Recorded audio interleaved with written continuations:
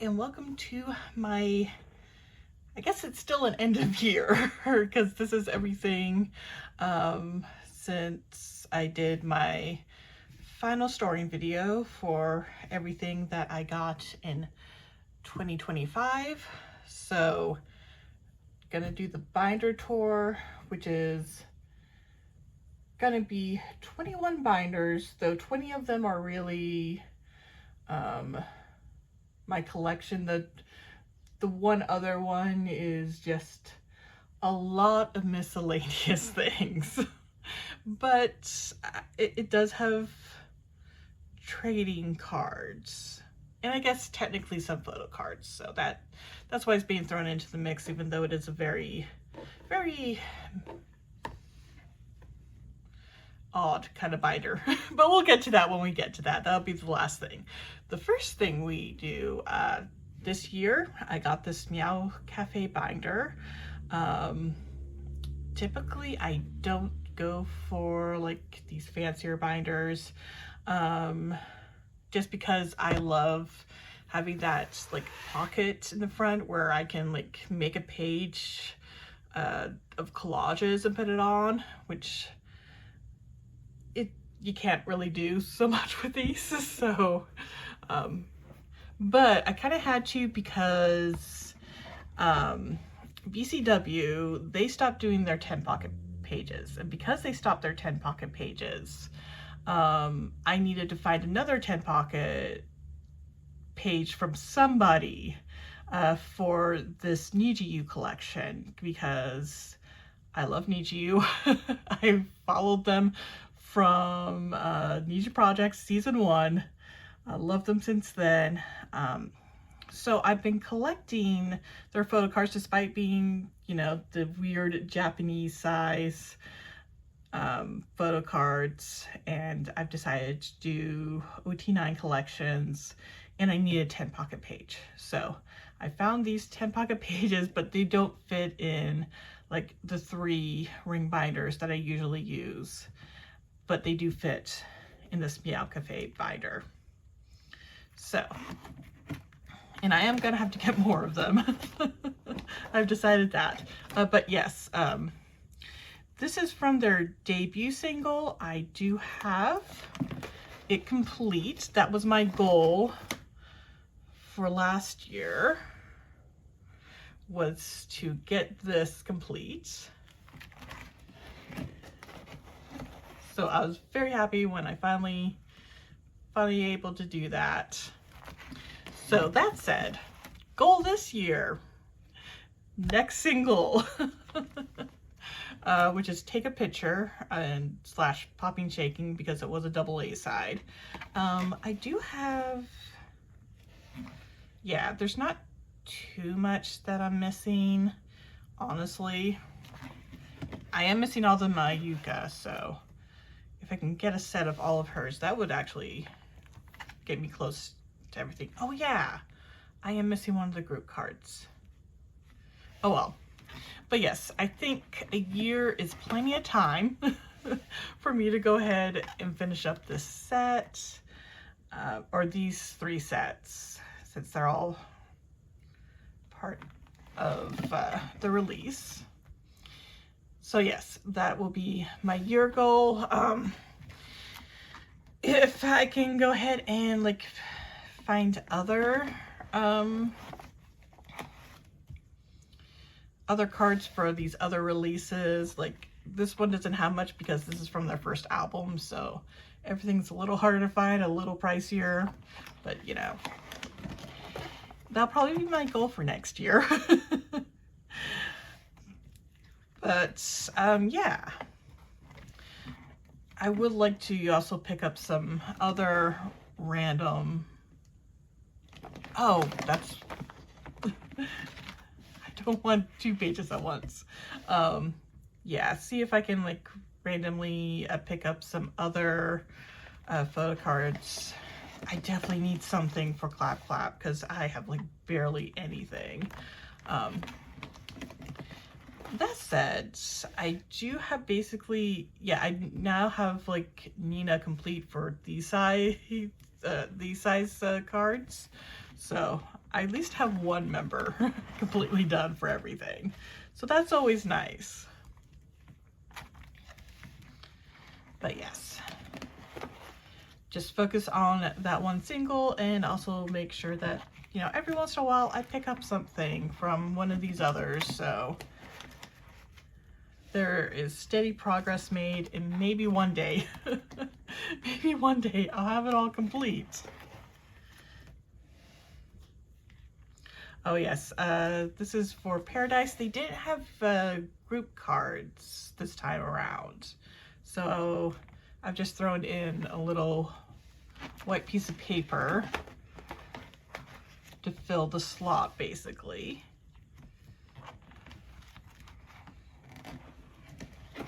But oh my gosh, it also has so many sets. It's normally, as you may have noticed, they tend to only do like 3 pure release, but for Paradise, they're like, no, we're doing all of them. Though technically, I guess some of this is like the With You version. I didn't realize that, but yeah. Because if I was getting the With You versions and not just like the regular versions, that would end up being 6 sets pure release, which is why I'm not doing the With You versions. All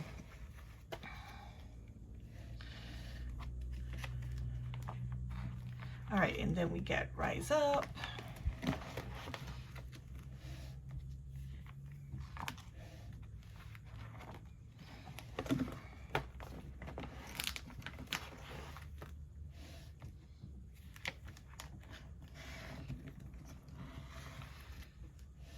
Is this Awake, or is this still? Yeah, this is more Rise Up. The next one should start Awake. Oh, okay. For some reason, I thought I didn't have the page for this, but apparently I do. I just kept kept flipping past it. Okay, so yes, this Nina does have, is the only card for this one, but this does start Awake.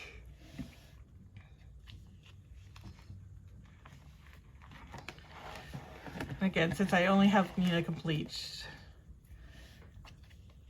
she's basically the only one guaranteed to be on these pages. But Awake is the last release they had that has these sizes. And Awake, it did have a tie-in song on it to like Peanuts, that series. So they have this set where they all have like a little plushie from a Peanuts character. Super cute. So this is where I'm putting Miscellaneous. These are all With You versions. Like I said, I'm not collecting them, though I may change that in the future, who knows, but if not, if I get a NiziU card and I don't have it, I just want to keep it, so they just live on this extra page. And then this was, what was it? Yeah, this was from the Light It Up. I think they had, I forget exactly what this is from, but they have one for each member, and one of the sets I got for me, he had that included. So yeah, of course, just keeping it because it was something I didn't have that was NiziU. So I also got these 2 pocket pages because they are the perfect size to store these, because I had nothing to store them because I didn't want to use a full single page on them, and I guess you can see why. Hopefully this side is, you can see it. This is just kind of an awkward binder because of how it's set up. But yes, these are all from their Korean debut. So they had like 2 versions for each member.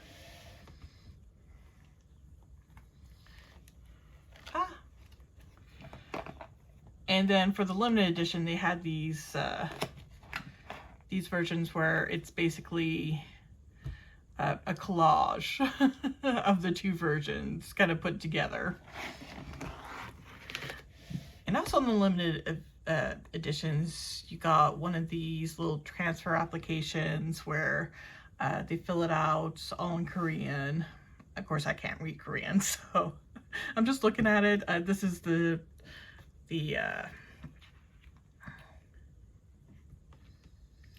sticker sheet. Yes, I can word. And I do have extra, which is great because I do want to get more of these. I will like OT9 for it all someday, eventually. So it is very, very low on my priority. So if I get them, I get them.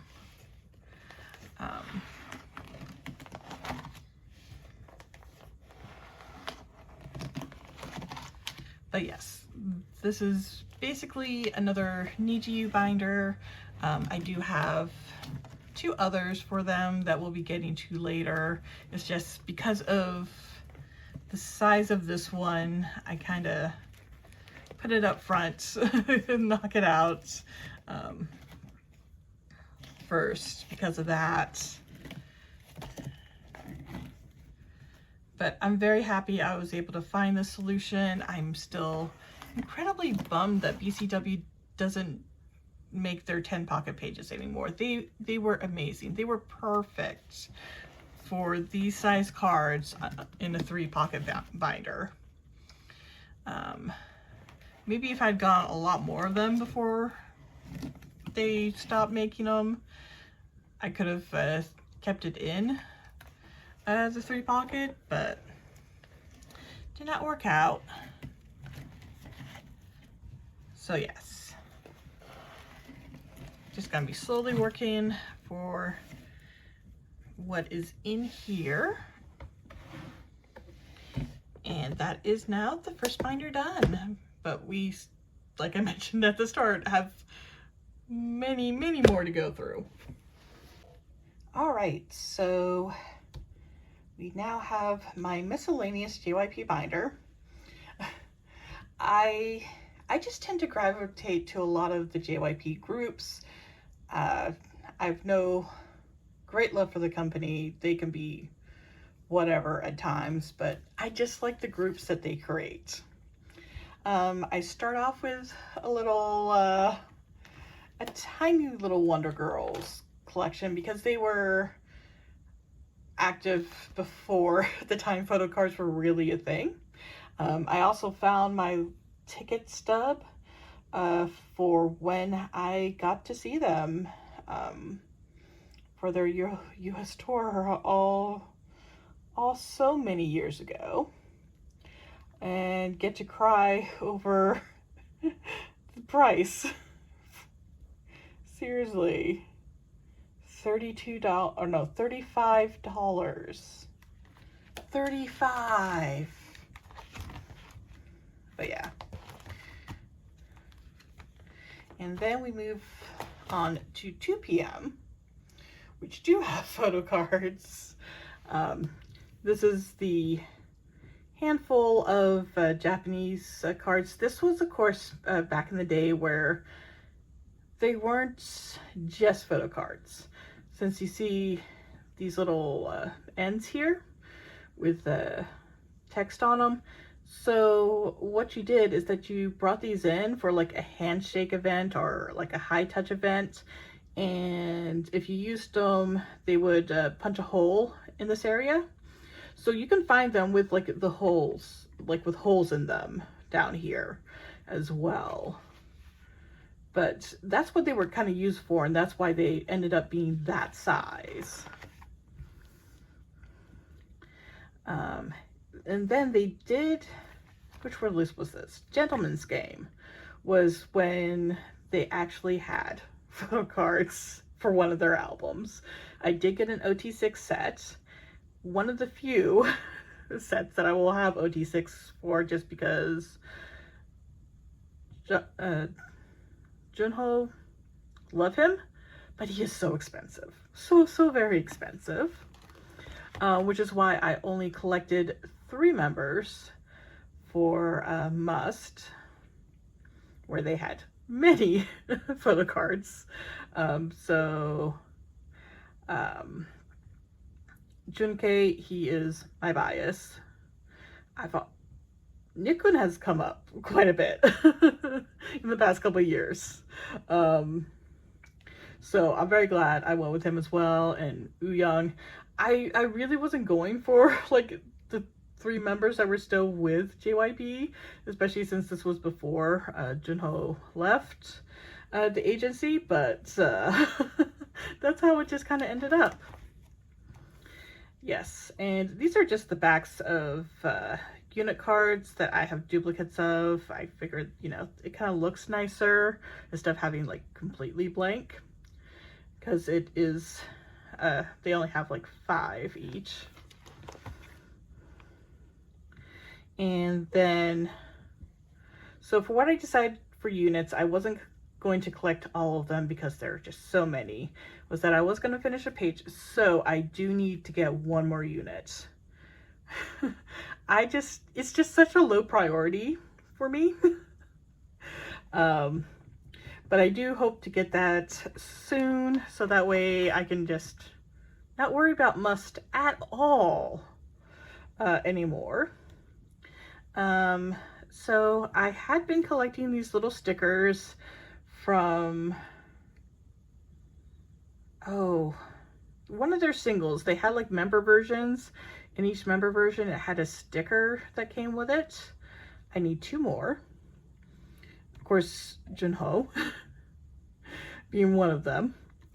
Oh, and this is like something I got for when I was trying to finish up Must. Had this little Junkei, little triangle. There's one for each member. I'm kind of on the fence of whether or not I want to get them all. I kind of do, because then that would actually fill this like 12 pocket, but we'll see. We will see. Because 2 PM is a older group, I'm just very lax with them. So I believe it was 2024 for the winter pop-up. They had like a set of these 3 members. This is of course the Japanese JYP store, and I decided I'll just go ahead and buy it since it's like a perfect 9 pattern. Like I said, Junkei is the bias, so I do have some of his solo stuff.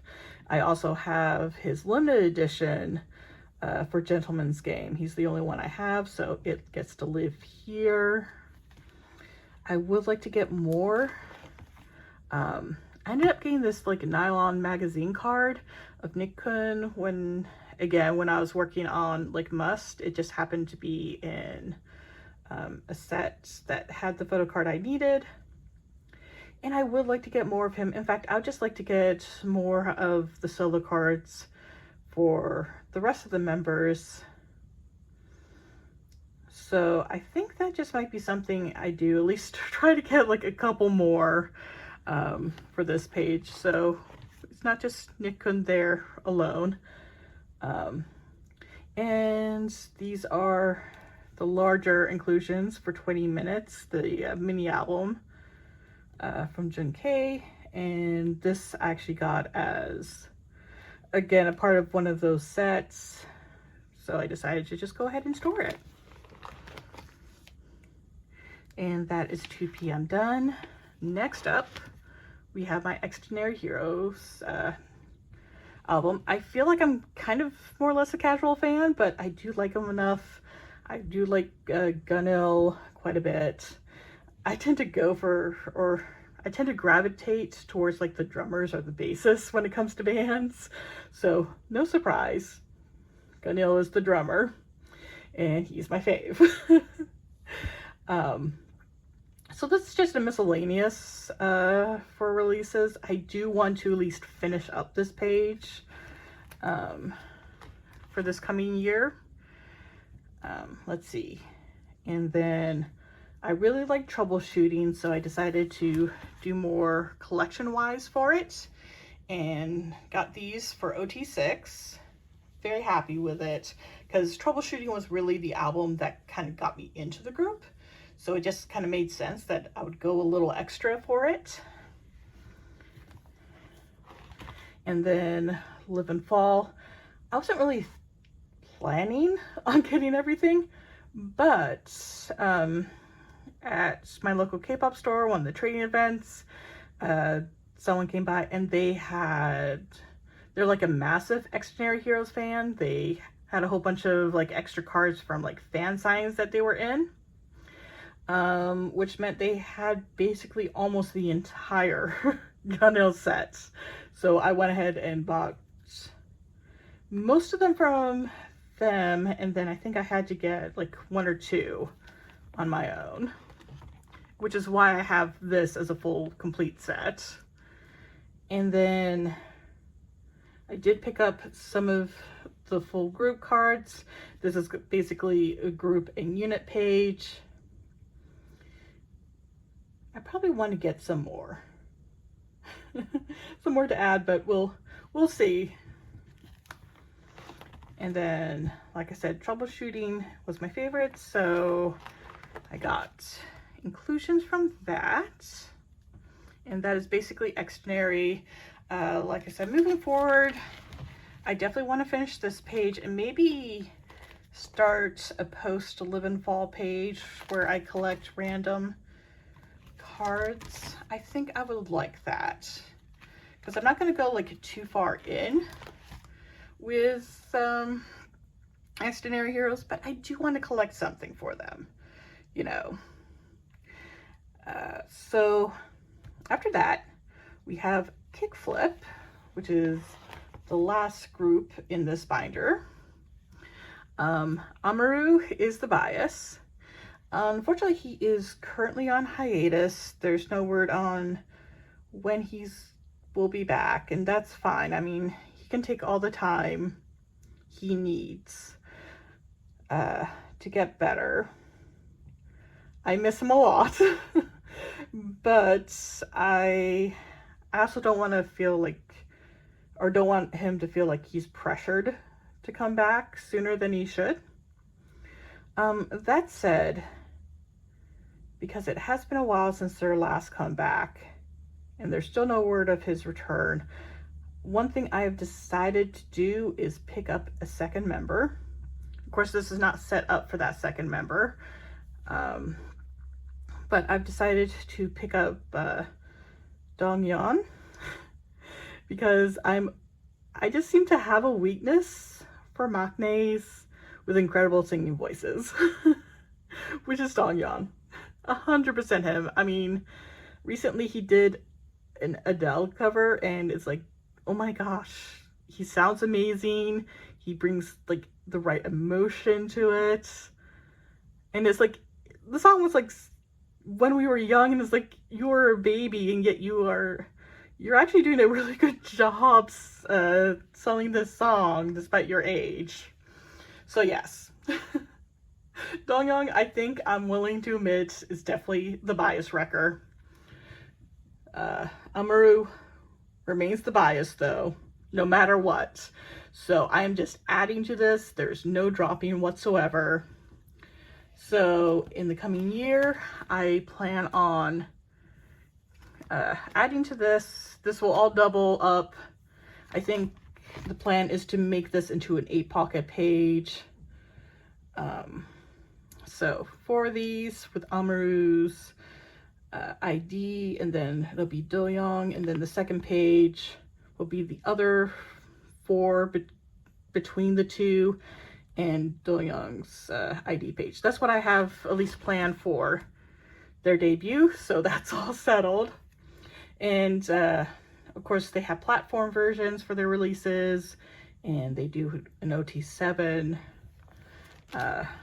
set in each one, so I kept those. I love this concept of them holding a card of themselves. They have continued the concept going forward, which you will see. So I've decided this is an OT7 or full group collection no matter what.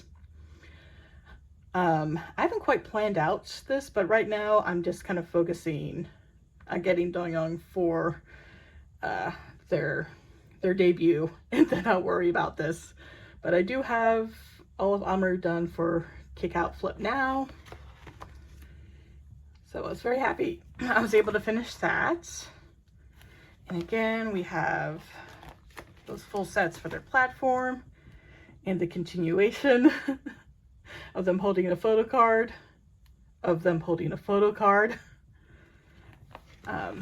so this is going to be for my first flip. I haven't got anything because I haven't pulled any Amaru, and I'm finding like 2 of the cards I'm just not finding, so I think I may try to buy more copies and hope I pull them. But yes, for their platform version, it came with so many cards because they were doing like a full deck worth. But Amaru has his own page because it doesn't quite... There was someone who was not going to fit in this, but since he's the bias, he gets to have his own page and everyone else gets to be in these spreads. And I'm not going to be changing that that just stays as it is because, again, bias, he gets his own page. I did get some of these though with my first flip. And then we have miscellaneous units because the platforms, they also came with random unit and group cards, so they have their own page. And I also have ended up with random Amaru pops, so they just have a little cheat page to live back here. And I'll continue this with Dongyong if I end up with any of his pops while trying to get his album cards. They will also live in the back here. These are the larger inclusions.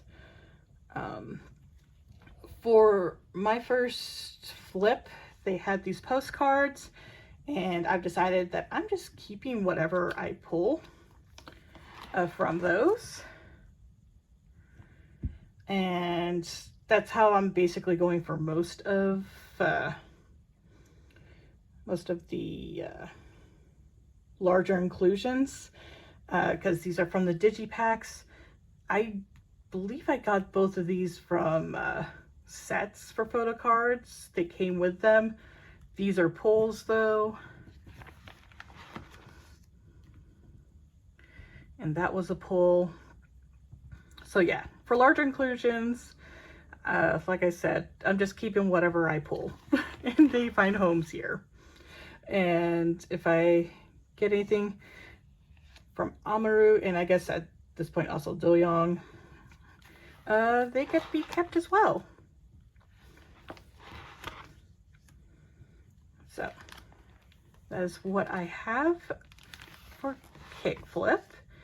And then we have these. When you buy from the JYP Japan store, they send out one of these little thank you cards.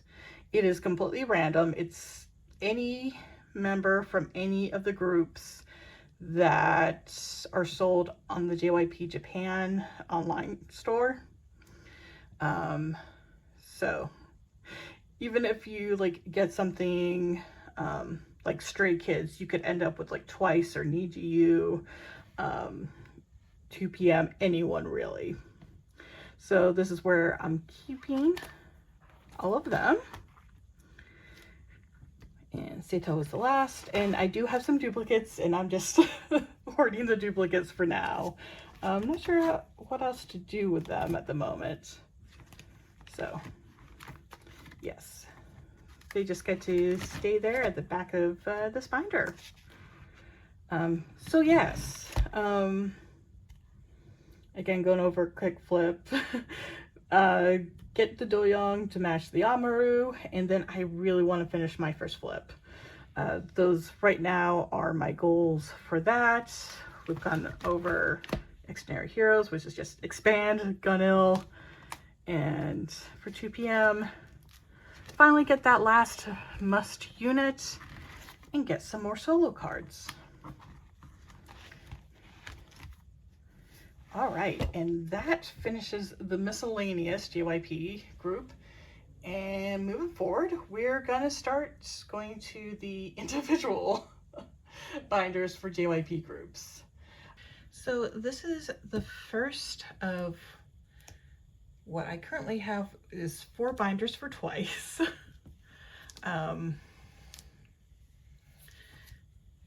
So this is the start of album photo cards. Mina is my bias. She's the only one I've collected for these earlier releases. I kind of went back and forth with who was well, except for Mina. It was always Mina. She was always the bias from the start. Or at least when I started collecting, when I finally settled on a bias. But when it came to like collecting the other members, it's definitely been back and forth, and I started that with Formula of Love is when I started collecting twice. And yeah, they are definitely one of the easier K-pop groups to collect just because the cards are rarely all that expensive, since you get so many. Well, not so much in these earlier albums, but like starting with What Is Love, you get so many photo cards. So many. So it's been a fun collection to collect for, just because there wasn't too much like stress in hunting down like the cards that I needed. It was relatively easy to find them. So with What Is Love is when I start also having my top 3. So it's Mina, Jihyo, and Chewie. And I also did select OT9 sets. They're either cards sets that I thought were cute, or at the time, since I did at one point try to collect OT9, so if I had a lot of one card already, I figured, you know, I might as well keep what I have and complete the set. So yeah, that was basically how I decided to collect twice. I'm very happy with it, especially now since I am done with all these older eras. This binder right here, I don't need to get anything for it. It is done, complete. So that was my goal for 2025, was to complete back collecting for twice, and I am so happy I was able to do that. And yeah, it's just so nice. Even though I do like twice, don't you know, there's no issue with that, but you know, if I was gonna go for like an alt group, they wouldn't be it. They'll be pretty high, very close, but not exactly alt. I do love them a lot though, and I'm very glad that I got into them, especially since I actually kind of like their newer music. I mean, some of their older music, classic hits, it's like they're like staples in K-pop for a reason, but a lot of their newer stuff just hits with me more. I guess more like on this when it comes to B-sides. And believe it or not, it wasn't actually one of their K-pop songs that got me into twice. It was one of their Japanese songs, Donut. I remember watching the music video for that like shortly after it came out, and I just fell in love with that song completely. I mean, I listened to some Twice, like their K-pop stuff, and it's like, okay, I kind of like this stuff, but then Donut did, and it's like, all right, it got me. It finally got me. But I didn't start collecting photo cards because it took me a while to figure out who my bias for the group was. And so Formula of Love was when I started collecting, because that was when I finally settled on Mina being the bias. And I just started off collecting for her, which was extremely doable, even despite the fact that it was a lot of cards even back then. It still did not seem to be like an impossible task, which is why after a while I was like, you know what, and I, you know, got to know the group better and, you know, who my biases were in general. Though I will admit, if I had to extend to a top 4, Sana would be it. It would be Sana, and top 5 would be Momo. And then after that, it's like, I can't pick. I can't pick. You know, or not so much pick, but I can't really rank them. It's because I love them all. I can't say that I love one more than the rest for the other 4. But yes, but yeah, like I said, I ended up at least figuring out a top 3, and I decided, you know what, I'm going to collect top 3 for everything. So I did that for a while. And then since it was so easy to collect, it's like, I probably could do more. Why don't I try to do more? Especially since I was buying them all as sets, and some of them were like mixed set with other members. And I finally got in my head, you know, maybe I should try OT9. And I did actually try OT9 for a while, but then I just hit my limit. It was a time where I hit my limit for a lot of things, for collecting wise, and I ended up having to reduce my collection and what I was collecting, and I ended up settling for Mina Complete, select top 3, and select OT9 groups, and that has been perfect. This is exactly what I needed to do for this collection, for it not to feel overwhelming. So yeah, and I shared that because I'm sure there's others who may be interested in collecting Twice. So just to let you know what my journey was, to know that, you know what, it's okay if, you know, you start with something and you switch like halfway through. I would highly recommend just starting with a single member, maybe 2, just because even with one member, it is a lot of cards and it can feel very overwhelming. Since even though you get a lot of cards for each release, it just ends up being a lot to collect when you're back collecting. And also just have patience, since, like I said, I started with Formula of Love, which was years ago. I can't remember how many years ago, but it has been many years in the making for me to get my collection to where it is. So, you know, you've just got to have patience. What helped me was just focusing, going from era to era, and, you know, if I happen to find like a really good deal on a card, just snagging that up as I went, but not like worrying about collecting all of it all at once. And that was a huge help for me for collecting and back collecting. So yeah, even for other groups, then Twice, if they have like a lot of photo cards, I would kind of recommend that. You know, don't go full group from the start. It might feel very overwhelming if they have a lot of cards to back collect. And just kind of go era by era and slowly work your way back. So that way you just don't feel overwhelmed. Now, like I've said a few times, Formula of Love was when I finally decided to start collecting.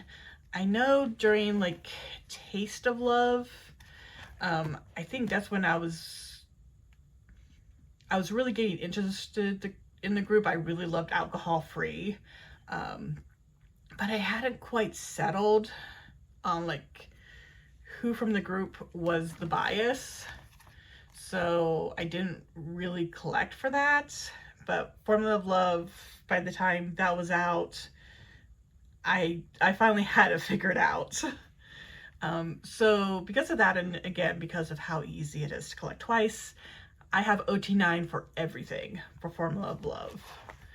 And I figured, you know, that would be like kind of a way to celebrate me getting into Twice officially and collecting their cards. Would just get the full sets for this release.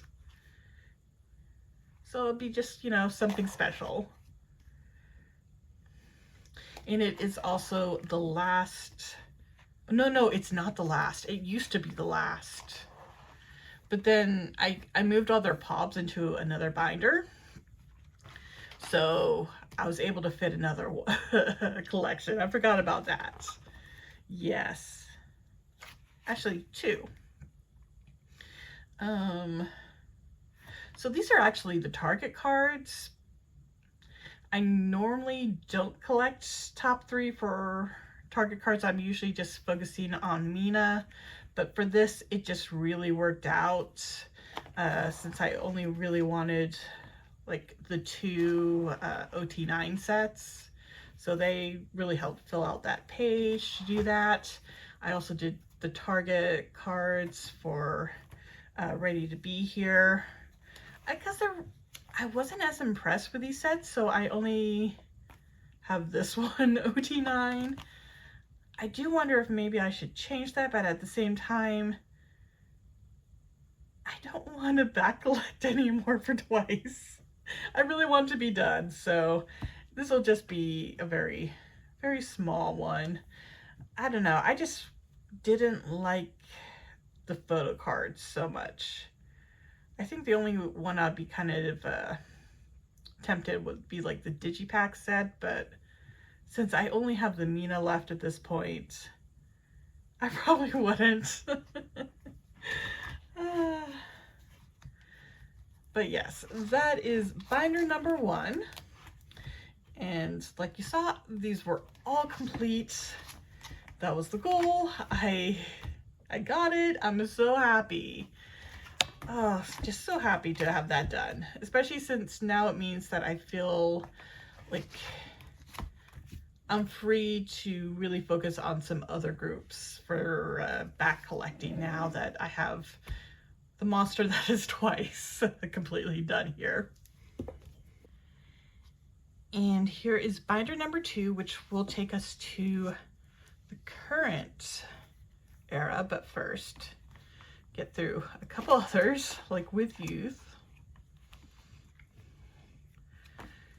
And that's when we started getting these platform versions. I started running into the issue that Mina is very popular in Japan. And in the US, versions like this, since they don't get released in like your usual brick and mortar stores, you basically have to go to like a specialty K-pop store for them. They tend to be overpriced. So these 2 I don't think were too bad, but this was expensive. And of course, I had to have this be my OT9 set. Oh, it is so cute. I did the digipack as well, and like I said, the platform version, so put the OT9 sets you got with those in here. And then we have strategy. And this time around it wasn't too bad with collecting. I was able to get everything at a pretty decent price, which was great.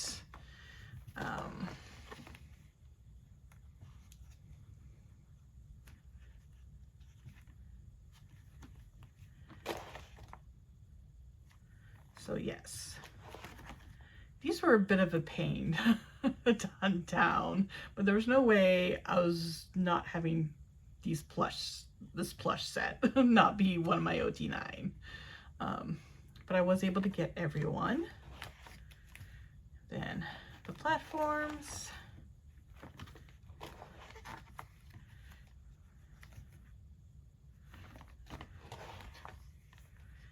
And then we have This Is For.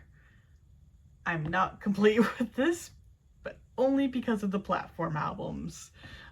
For the other versions, I have everything.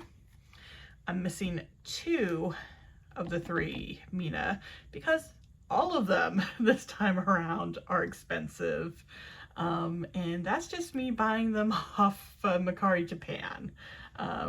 They're either, when I go to look at Mercari US, there's either none available whatsoever, I can't find them, or they're sold out, or they're about expensive as what I can, or what they're up for sale on Mercari Japan. So it's like, I might as well, especially since currently the yen has, it's not looking so hot, which for those who want to buy things from Japan, and you're in a country with a stronger currency, not a bad thing. So yeah, that's gonna be like one of my goals, or early goals, is to just grab the last 2, because those are the only 2 I'm missing. I have everything else complete for This Is For. Yeah, and they did this Polaroid version.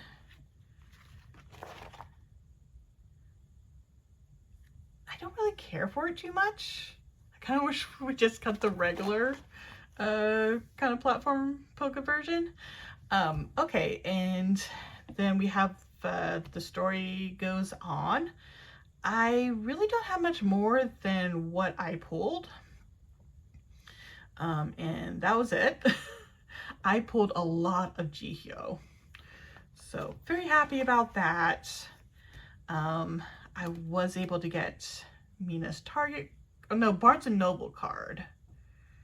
Yes, because there was an odd amount of albums just because of how it is. I'm not sure if I'm going to get the Polaroid card for Mina. I may just get something else. I don't know. I really have not decided, because that Polaroid is ridiculously expensive. But we will see. We shall see. OT9 set. Basically, I kept 1 card of every member that I pulled, for the most part. And I'm only collecting 1 for The Story Goes On, just to make it simple. But yes, definitely now at this point, once I get those 2 platform version Minas for This Is For, I'm gonna focus on The Story Goes On and try to knock it out as soon as I can, just so that I don't have to worry about it. All right, so after that we have my random Mina cards.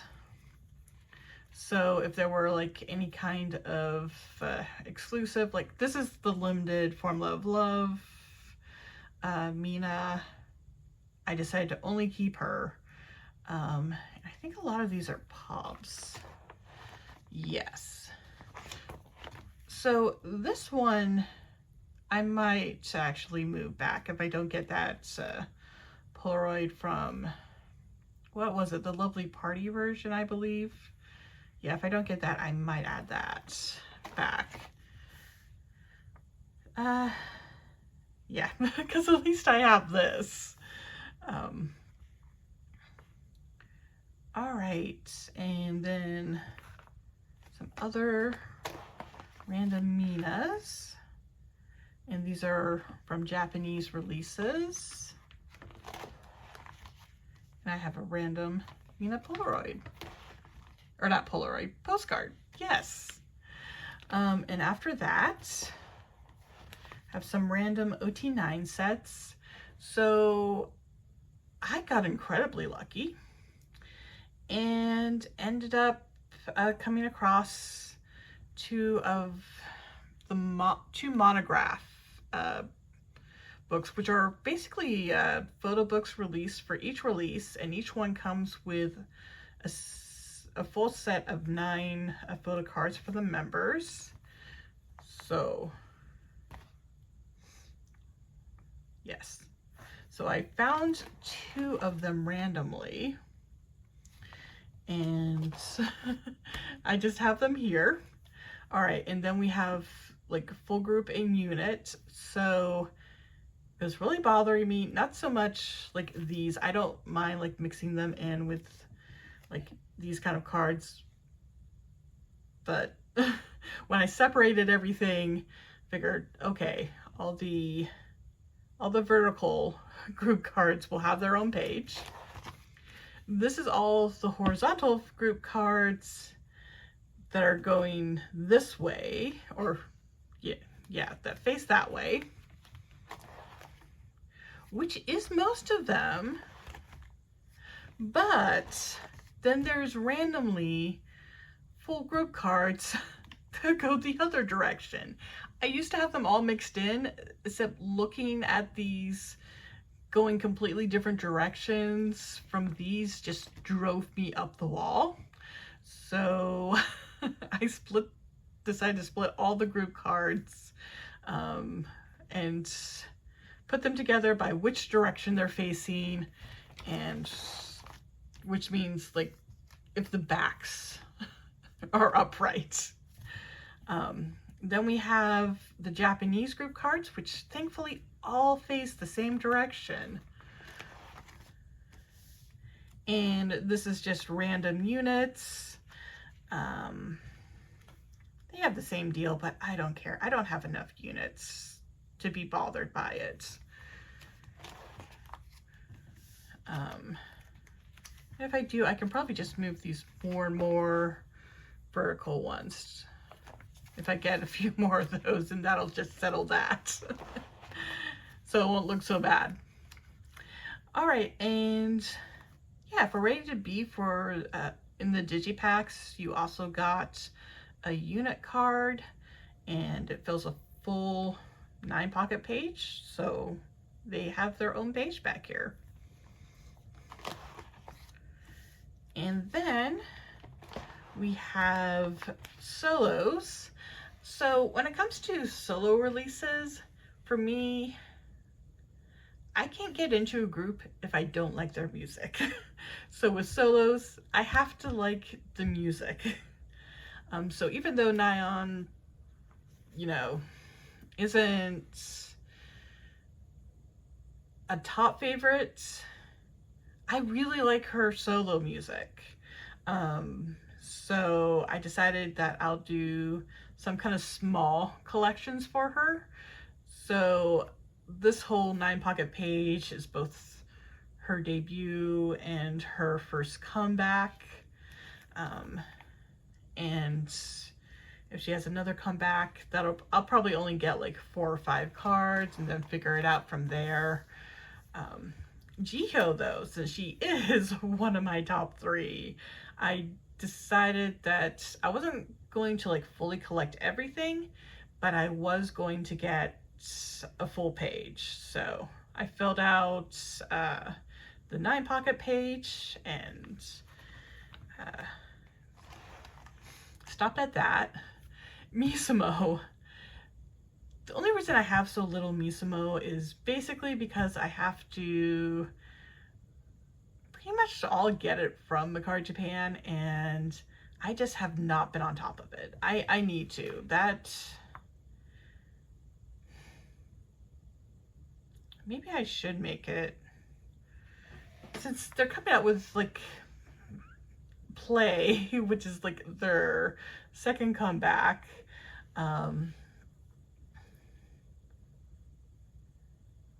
Yeah, I think now that I'm done back collecting,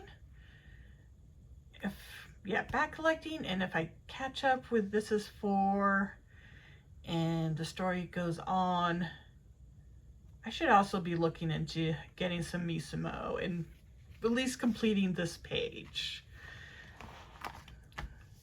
because I definitely do. I would like to get sets of 3 for everything I can, but we'll see. We shall see.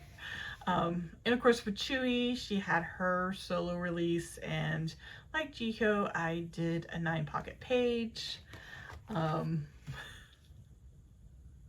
then we have my cheat page. basically of cards that they didn't fit the pages that I have, but I liked them too much that I didn't want to get rid of them. I mean, that is such a pretty Nyan card in a Jihyo, and I don't know, I have a little soft spot for lenticulars, and I didn't want to let them go, so so I kept them. And that rounds up this binder. I'm sure as the year continues, I may have to move into another binder for them, but we'll see. But right now, I think there's enough room for a couple more comebacks in this one before I need to start moving some of the, what am I talking about? I'm probably good for another year in this one. I have a feeling I'm probably good for 2026. Maybe by 2027, I'll need to start moving things and expanding again. But yes. So this is the binder that's going to be seen, because again, that first one I'm done with. So this is the one I'm bound to be pulling out the most for 2026. And we are on what I consider my third twice binder. I will probably be changing out when I get a replacement for the pink one I have, which will be during back to school, because last year for back to school, they have, whenever they do those sales, they have these binders in the 3-inch size, and they have more colors for them. And they did have a pink that would have worked perfectly, but they also had this, and I was so worried because it takes me forever to, or I just was not finding a green in the shade that I wanted for Mina, because this, it may not show so much on the camera, but in real life it does kind of look minty green, which is kind of which is close to what her color is, or that's what it looks like to me. But I wanted to grab that, and by the time, and I kept on waiting, well, I'll just wait for a sale. Unfortunately, by the time that the sale happened, all the pink were gone, so I've learned my lesson. Next time around, when I see the back to school binders, if they have the pink again, which I'm hoping they do, I'm snagging it. Okay, but this is where I've decided to go ahead and put all these kind of larger POB cards, since you get a set with every release. Back when I was trying to collect OT9, I did grab a whole bunch for like basically all the members as I came across them. for the longest time, I've just been kind of like selling them off, but recently I realized, you know what, if there's anything I may want to go and back collect, it will probably be these for this binder. So I just went ahead and went through what I still had, which, believe it or not, fills a 9-pocket page perfectly.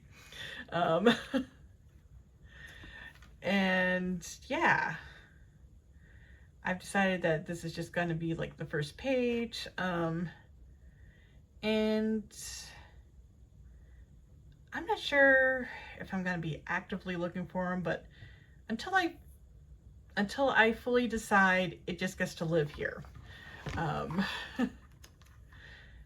But after that, I have full OT9 sets, but for these earlier releases, it's very random, and there's not a whole lot that I have until we hit Formula of Love. From Formula of Love on, I have everything complete.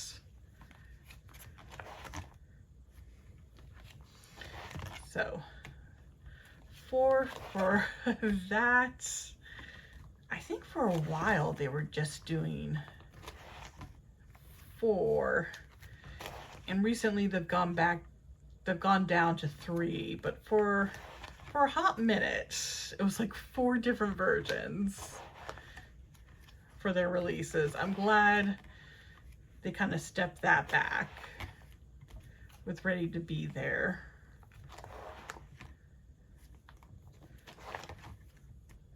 But I think they did that kind of when they started to move to digipacks too, so that kind of makes sense in a way.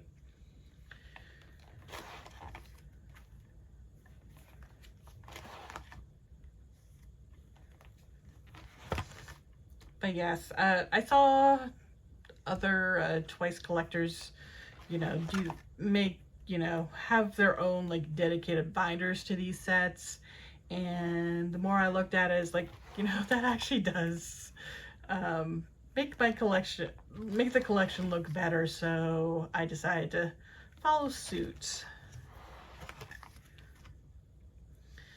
So yes, the Story Goes On only has the 2 sets, because it's the cast version, which was like the large digipack kind of album, and then the episode version were the only 2 versions that had those OT9 sets. So yes, I may expand on this, but we shall see. It'll be like one of those things I might do on a whim.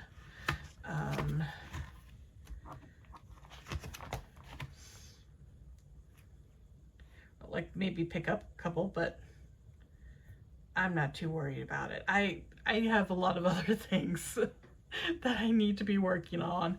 But you know, if this fancy strikes me that I really want to have more Twice added, I can settle for these. They're usually pretty inexpensive, so I think that works out. So that is this binder, and we still have one more Twice binder to be looking at. And that will be this larger inclusion binder. This is the binder I want to replace with something that has the same type, because as you can see, it's not exactly the same like easy opener. I just got this because it was the right color, but like I said, hopefully back to school sales, they will have the type I want in this color again, and I'll pick it up there. So yeah, for a lot of this, I just randomly collect or keep whatever I grab. I think I have another one because I was wanting to get the Mina. I still might. I still might. So these little stickers for the Year of Yes.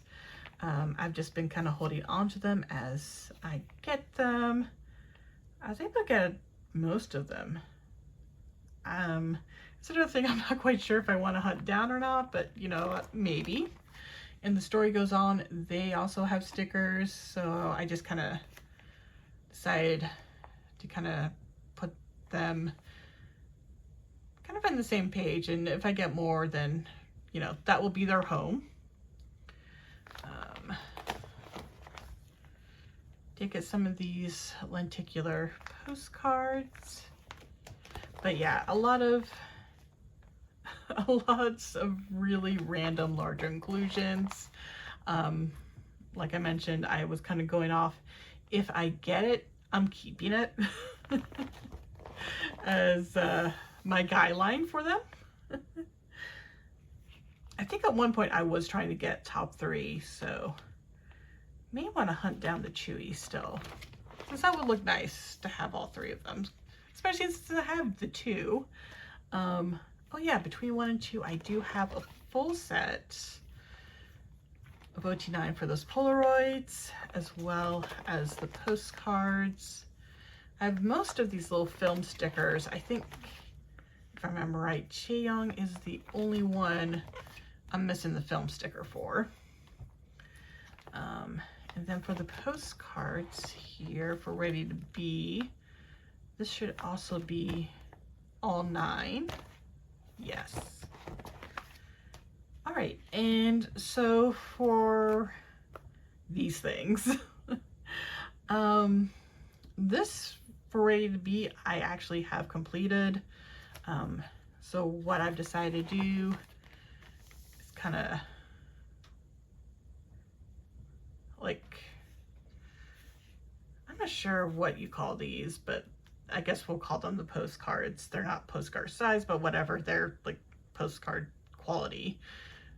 But postcards facing out on one side, and then on the back I have the stickers for each member. And then with the extra postcards, I basically put them the backs out and put like 2 of them together and make that a filler. And like I said, for Ready to Be, I'm done. With Youth, I am not. I need to work on With Youth. That is actually going to be one of my goals for 2026, is to finish these up. For at least With Youth. Because I do have a good portion of them.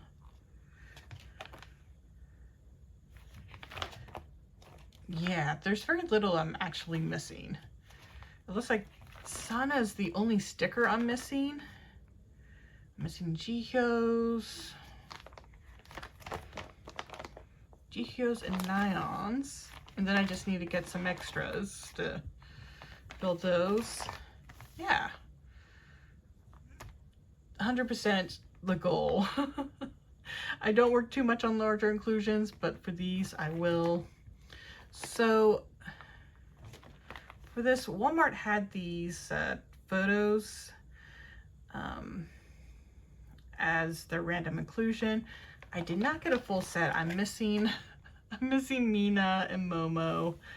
Kind of bummed about that, but I have the other 7 members, and there are places for Mina and Momo if I ever am able to get a hold of them. And then we have Strategy, since they come with the same things. They're the same setup. But yeah. These, maybe I'll eventually get to them. I will. Just not anytime soon. I know that so much. Or I know that much. And then we have the larger inclusions for the solo releases. And again, it is basically just keeping whatever I pulled.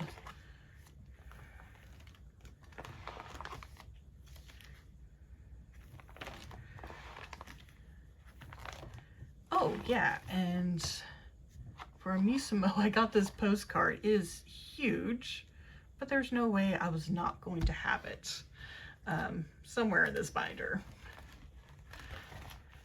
So that is larger inclusions, which again for twice, it's like, if I can collect it all, I'll collect it all. And if I can't, I can't. I'm not too stressed. So those digipack things, I do like having a full set when I do complete them. So I will slowly work through them. That is the goal. But yes, with this, twice is now done, and we can move on to Stray Kids. And we have my first Stray Kids binder here.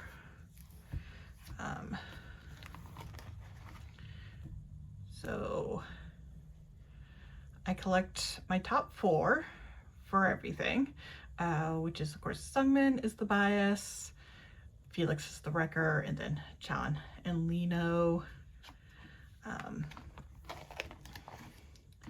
So for a lot of this early stuff, it is just them. So I have mixtape and I am not complete.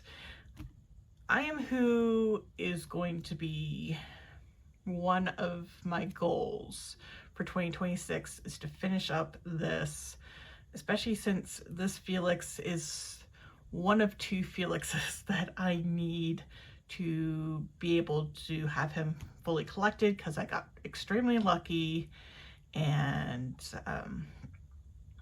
one of the regulars at the trading events at my local K-pop store, they decided to drop their Felix collection, so I was able to get the vast majority of the Felix cards that I needed from them from that, which was fantastic. But yeah, like I said, still need that one. Just need that one Lino, and like this page is complete. So yeah, overall I'm so close, which is why I Am Who is the focus, or one of the focuses. But yeah, depending on where I'm at with I Am Who by mid-year, that'll decide if I want to also take on I Am You as well. That said, I finally updated my Stray Kids templates for back collecting, which I've been holding off because I do, starting with I Am You, I have select OT8 sets. And looking at that, I just need like 2 Hyunjin and 2 Han. And then I am done with those. So that is also another goal, is to get the Hyunjin and the Han I need for these OT8 sets.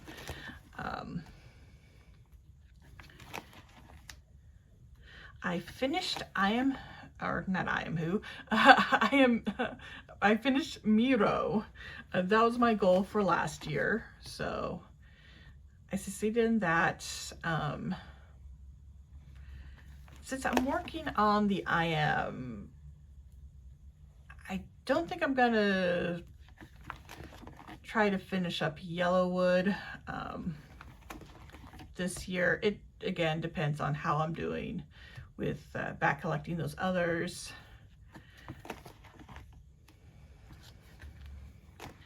Though, if I get that missing Hyunjin, I will have this OT8 set complete at least for Levanter.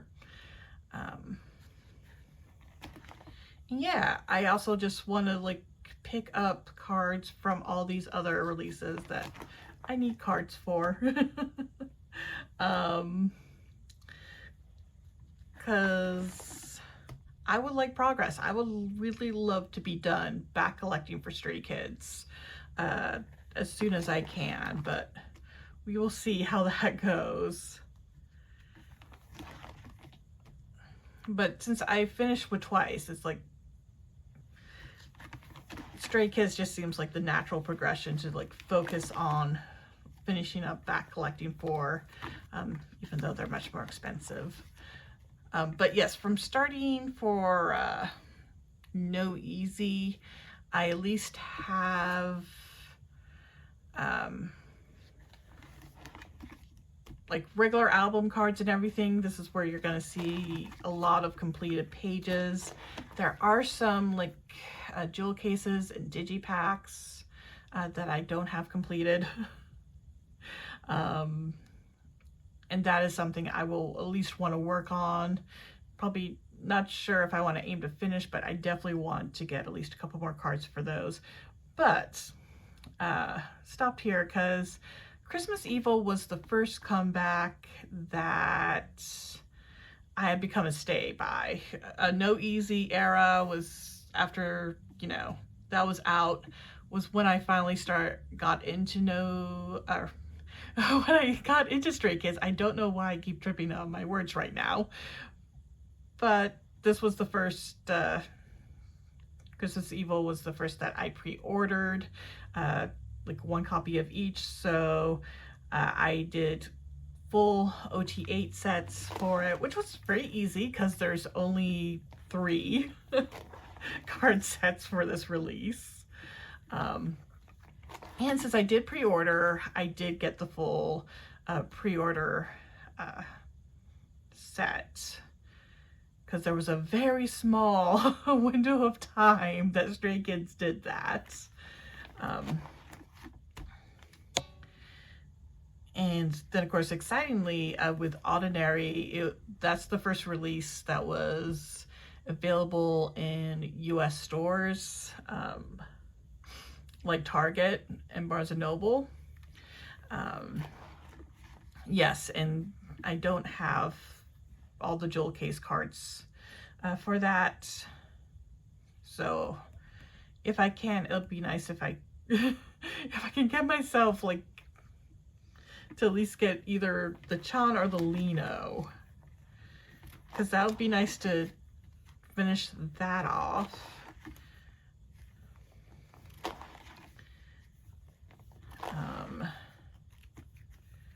Then Maxident, which is another one where I don't have everything for these digipacks, and I need to get an actual Sungmin, because this is not an official card. I got duped for this full set, but I've replaced this Sungmin. I need to replace this one. So yeah, and just need to work on that. Maybe I should finish Ordinary and at least work on Maxident. That's definitely a thought. I will see if I can make that thought into some action. But yes, after Maxident though, everything is complete. As I believe it's here with 5-star that we started getting the digipacks available at the stores with like the regular versions for them, so that made it a lot easier to collect those.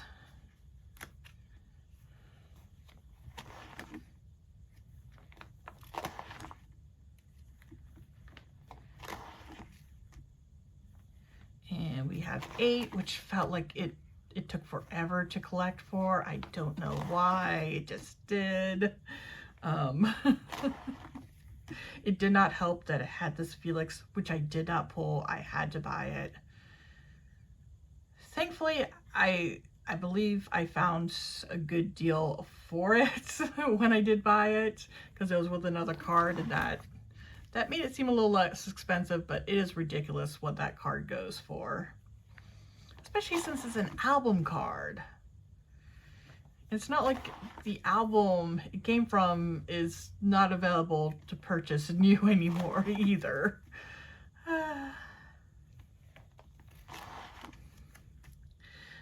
And we move on to Hop.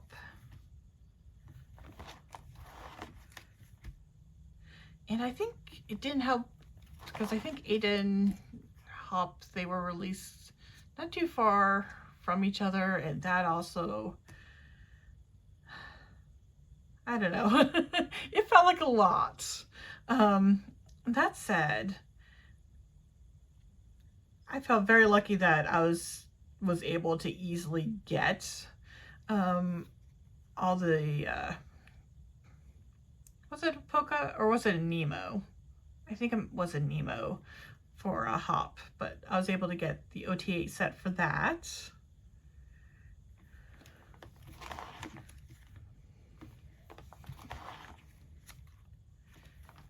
And I did OT8 for these sets and the group cards. But yeah, Stray Kids is definitely a work in progress, but I hope to make some good progress in 2026, because it would be nice to finally have it all done and back collected. I know I'm not going to be able to finish that in this year, but if I can get some nice progress, I'll be happy.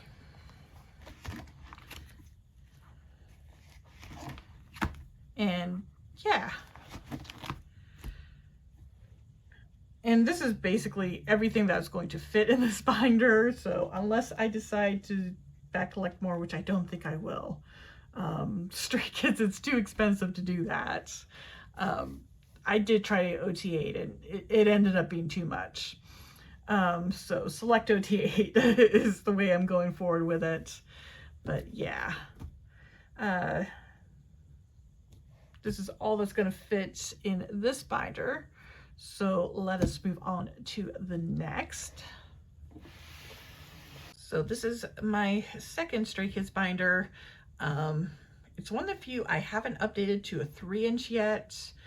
I will probably do so in 2026. I know I've been saying about upgrading it all of 2025, but I really haven't needed to. But at this point, there's only going to be so much more I can add to this before it is full. So I think 2026 will be the year I'm going to have to break down and actually upgrade it to the 3-inch binder. But we get to start with Karma. So all the, yeah, I'm basically done with Karma. The only thing I'm waiting for is this Kazoo version cards for Sungmin. I only got it for Sungmin, so it's in another section. And then we have Do It, which I'm hoping I will have completed really soon, because there's not a lot that I need for it. And none of the cards I need are all that difficult to track down, and none of them are thankfully overpriced. So hopefully that will be done real soon. And then I can just focus on back collecting.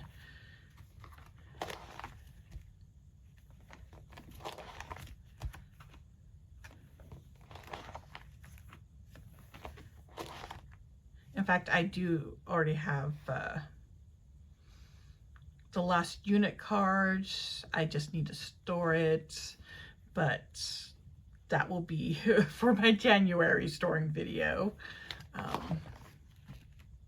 So with that done, we now move on to my Japanese OT8 collections.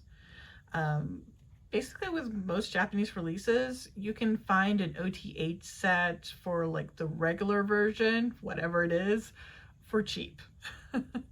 So I have, from Social Path on, I have at least one OT8 set.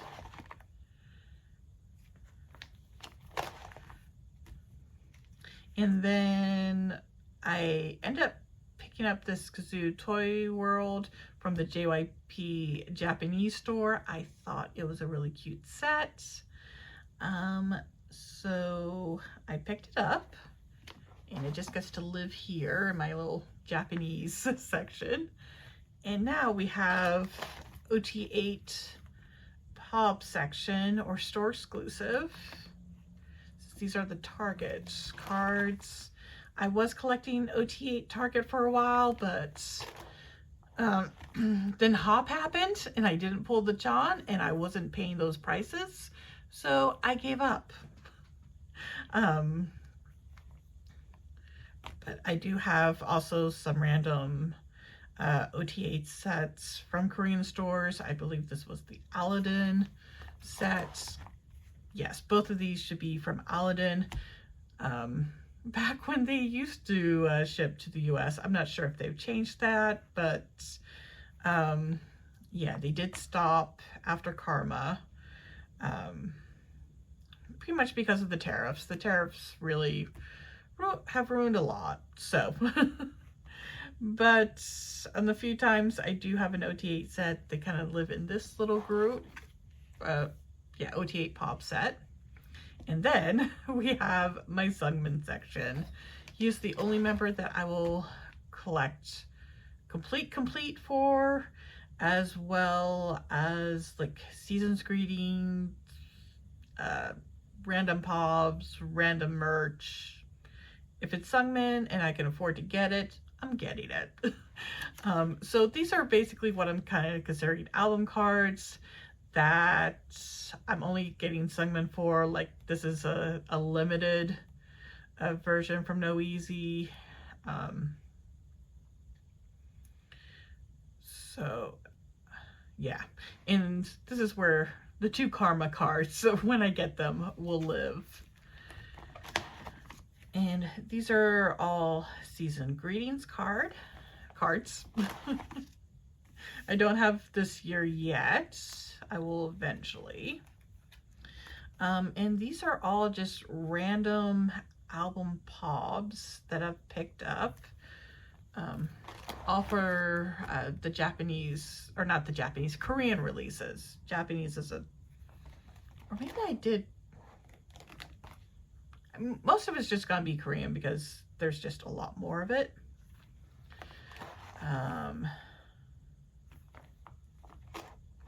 Yes, as I thought. This is actually a hollow, so I do have Japanese in here with the Korean.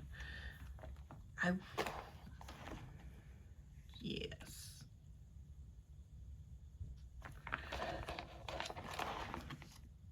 So that is what I have, and this is just random merch cards that I've collected.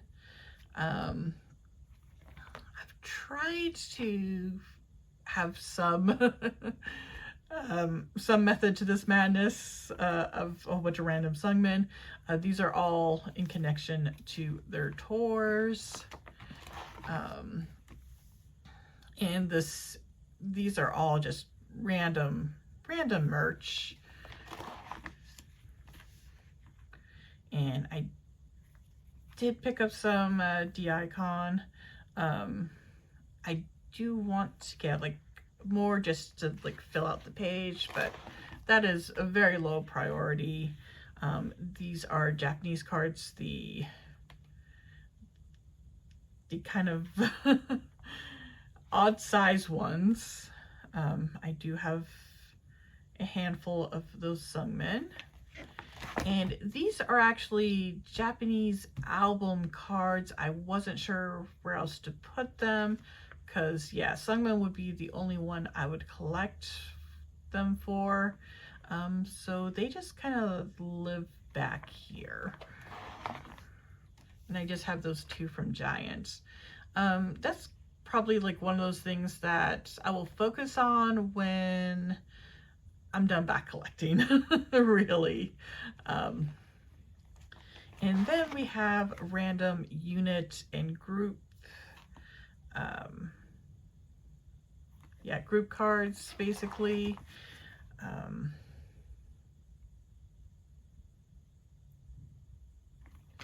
So this is just kind of where they all live. Because I don't really focus too much on collecting group cards, or not group cards, unit cards. But if I get them, I get them. I believe this was like a Walmart and these others were Barnes & Noble or maybe the other way around. Either way, I ended up with not the full sets, and I think it was just really ridiculous, like what people were selling them for, and like they were completely bought out, so they just kind of lived back here instead, because I would have liked, the goal was to actually have a page of all 8 of them together, but that did not work out. And of course have some group cards, and this group card is from a Japanese release, so all the Japanese unit and group cards I believe go here, if I'm right. Oh no, because that's the sound.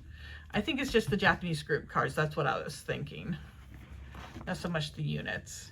And I did buy a couple of their Japanese releases new, and these are just the pulls I have from them, and they just kind of live here in the back area because I don't want to get rid of them. So that's what I have, like, card collection wise for Stray Kids. Honestly, pretty happy overall.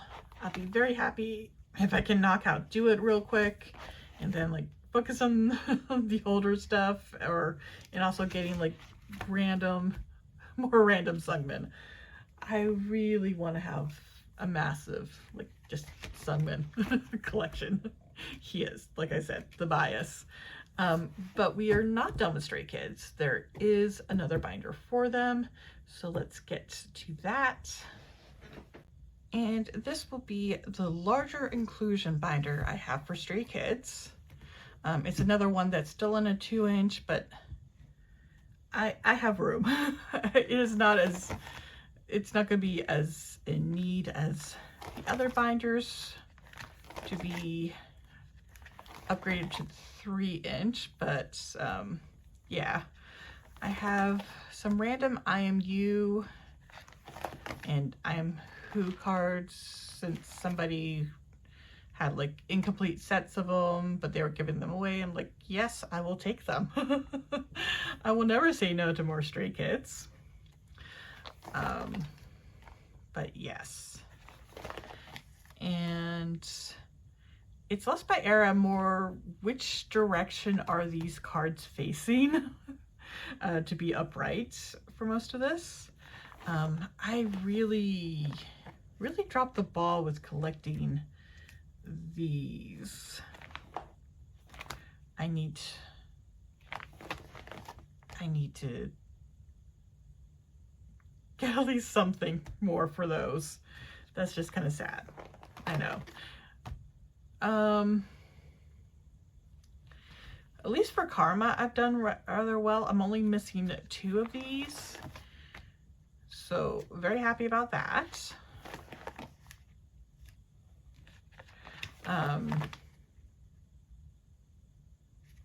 And these I don't have like facing how I want them to, just because then I'll have way too many of these 3 pocket pages with absolutely nothing on the bottom.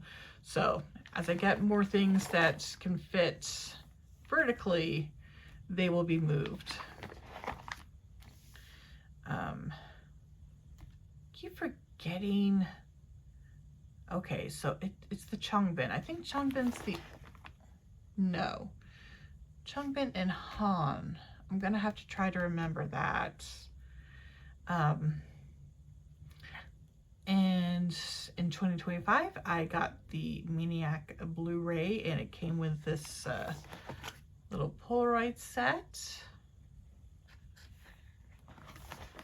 So, and then we have the larger postcards. We have these little weird face stickers. I basically kept pulls, or if I happened to buy something that had the tickets. Very glad that I did get the Sungmin at least.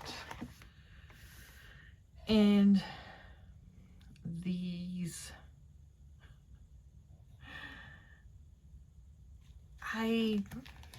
Am I still missing some?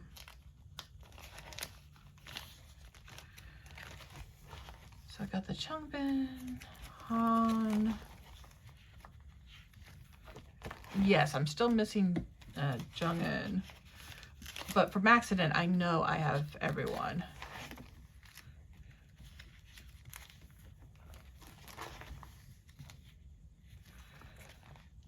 I just need like 2 pocket pages that are much longer than what the standard 2 pocket pages are. And I think that would work so much better because it feels like it's too much to have them in these 1 pockets. Let's see, 5-star. I have the full set as well. I randomly have this Sungmin as well as this Sungmin. Yeah, I think right now I've just hit the Sungmin section.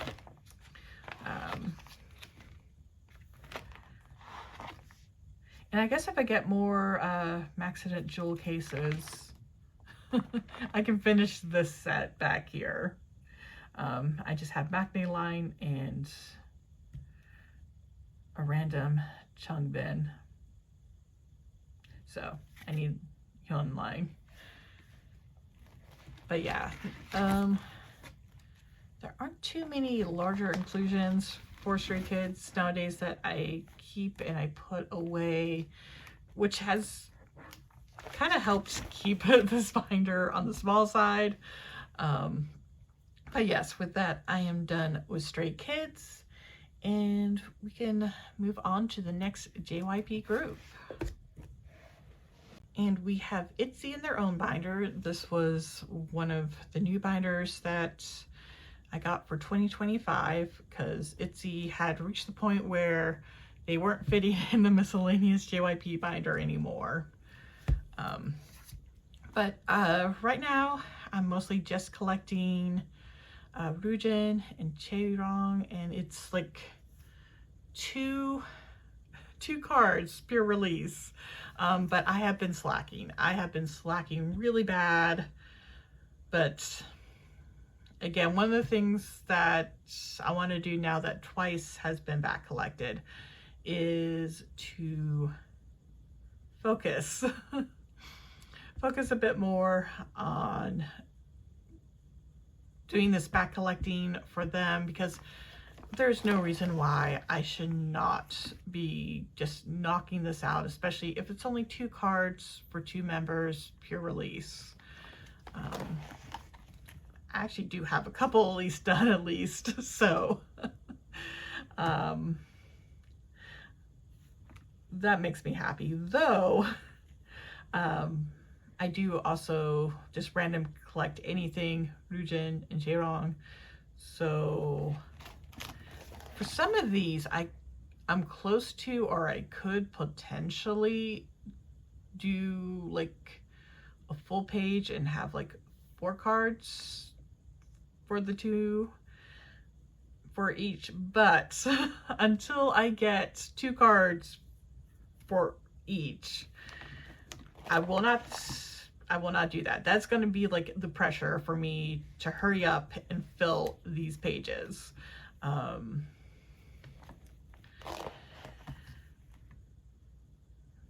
Yes, I have been horribly slacking. This is actually for Japanese releases.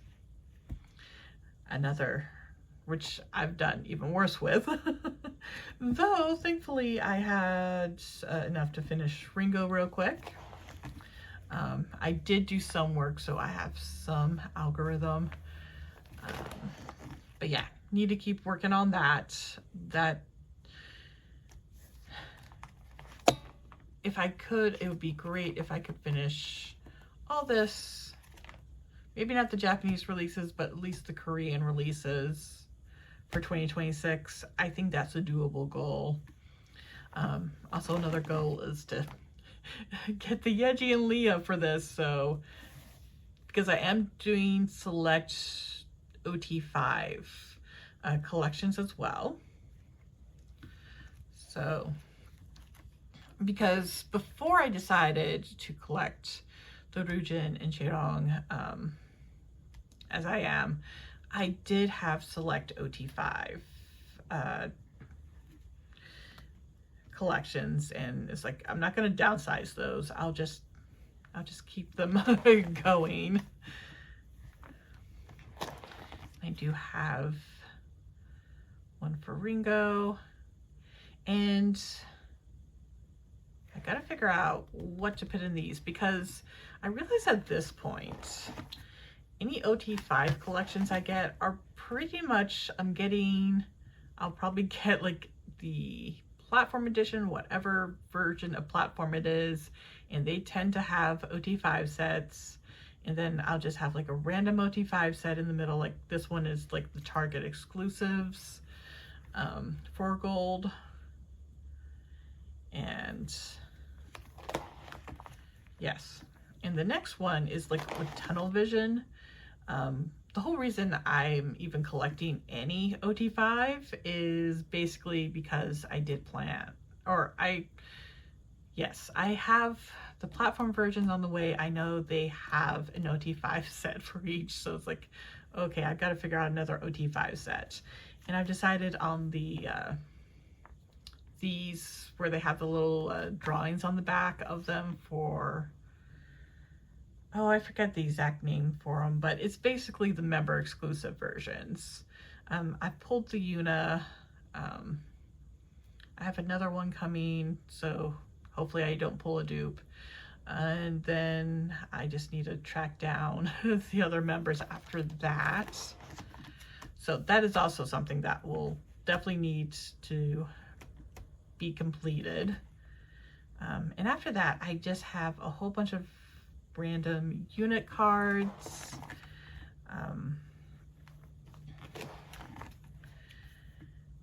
And because gold, one of their platform versions, was nothing but unit cards, I have a lot of those. But these are for the Korean releases. I have the unit and group cards for their Japanese releases on this page.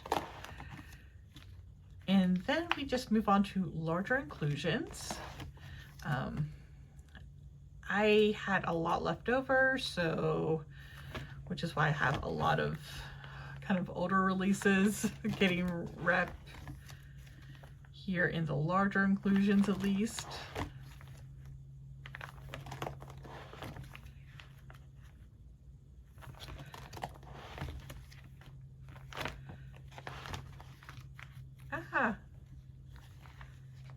That's right.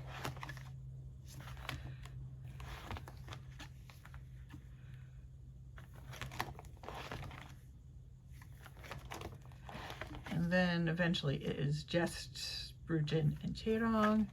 I mean, those are the two I will always try to collect their stuff for. If I collect OT5, that's just kind of like a bonus.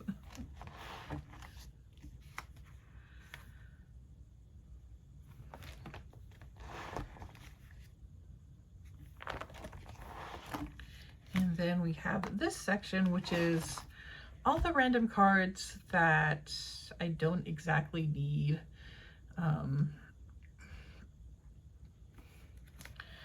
So that way, when I decide to, because I have a pretty good feeling I will expand. I will collect more. Just the 2 for each release is just the start for my Ryujin and Chaerong collection. And when I do expand, I will have the cards on hand to do that. So basically anything that any cards that I get that are Ryujin or Chaerong, that are from albums, they just kind of live back here until they have another home for themselves. And Ryujin is the bias. So I have picked up a handful of pops for her. I don't get too many, but you know, if I find them, I'll pick them up. And so they had these IDs, and it came in a set of 5. So I've already used like the Ryujin and the Chaerong earlier on. So, but I had the other 3 members. It's like, I need to do something with them. So they just kind of live back here. I don't know where else to put them. So who knows? I guess if we keep getting IDs, I can like just have an ID collection for these members in the back here. But yes, this is my Itzy collection. It needs a lot of work. It really does. And I am hoping that I do better in 2026 and actually putting that work in, because it needs a lot of work, but it's not a lot of work that's left to do for it. If I just, you know, if I'm just keeping to like random OT5 sets and just 2 for each member, I should be able to knock this stuff out. I really should, because Itzy is another group that's usually not that expensive to collect for. So 2026 hopefully will be a much better year when it comes to my Itzy collection. Cross some fingers there. And now we have NiziU for the regular size photo cards. This is the first binder for them. And these were like the first Japanese album cards they had that would actually fit a 9-pocket page. And that's from their album Coconut, their latest album New Emotion. It looks like their trading cards are also 9-pocket page size. I haven't gotten any of them. I need to. That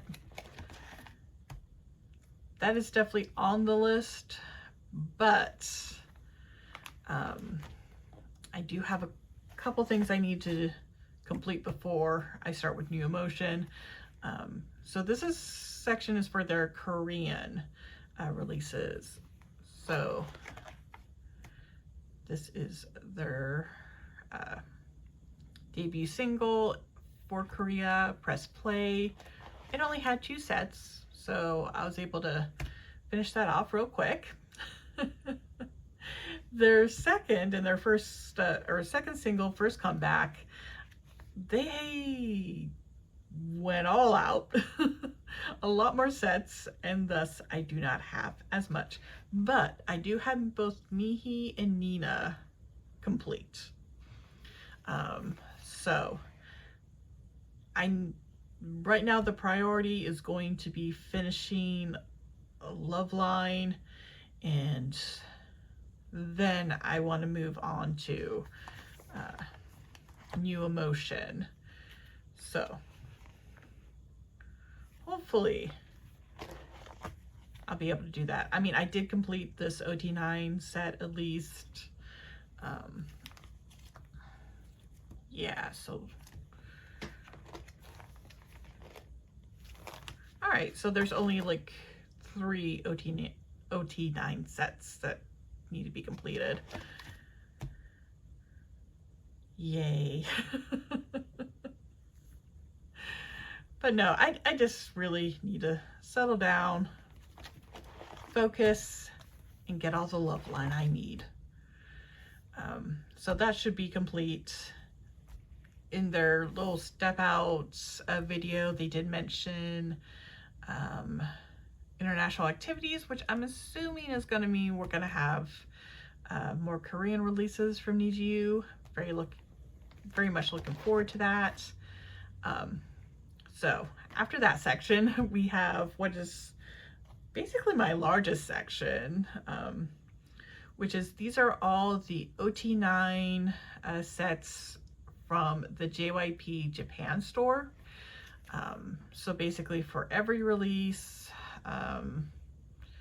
their concert tours, and then whenever they do pop-ups, there is at least one set of these available to purchase. So I've been trying to collect them all.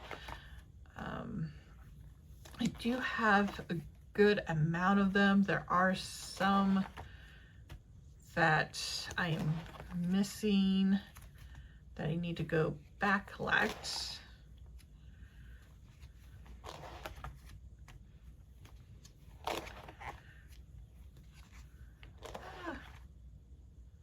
But yes, like the Light It Up, the Burn It Up, those are all concerts. Yeah, Blue Moon. I know I need Paradise still. That's definitely one of the ones. I think I need all the Coconuts as well. Yeah, basically starting from this 3rd anniversary set was when I started buying them myself directly from the JYP Japan online store through the proxies. I say directly. It's all through the proxy services, but yes. But it basically, I didn't have to like rely on finding them from sellers on Mercari Japan. So I've been pretty good with not missing sets. I may have 1 or 2 I may have missed, but for the most part I was able to get them. In fact, I have, oh no, I just got like their latest one. It's not on the way anymore. I actually have it, which is this set from the winter pop-up, since almost like, I think it's basically become a yearly thing where the JYP Japan store has a pop-up at the end of the year for most of their groups. And I love this set. So cute. But yes. And after that, we have the Season's Greetings. Basically just collect the OT9 sets that come within the Season's Greetings themselves. I do not get the Season's Greetings because I do not have the room.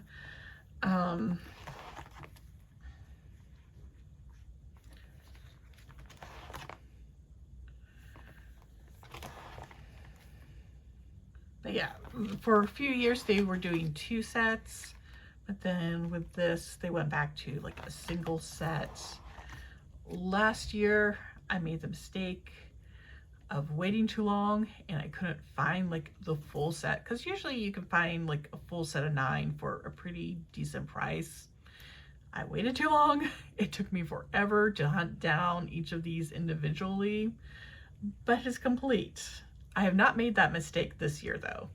This year I was looking through, made sure I found an OT9 set and grabbed it. So for my next Newcafe haul, I will have the 2026 full set.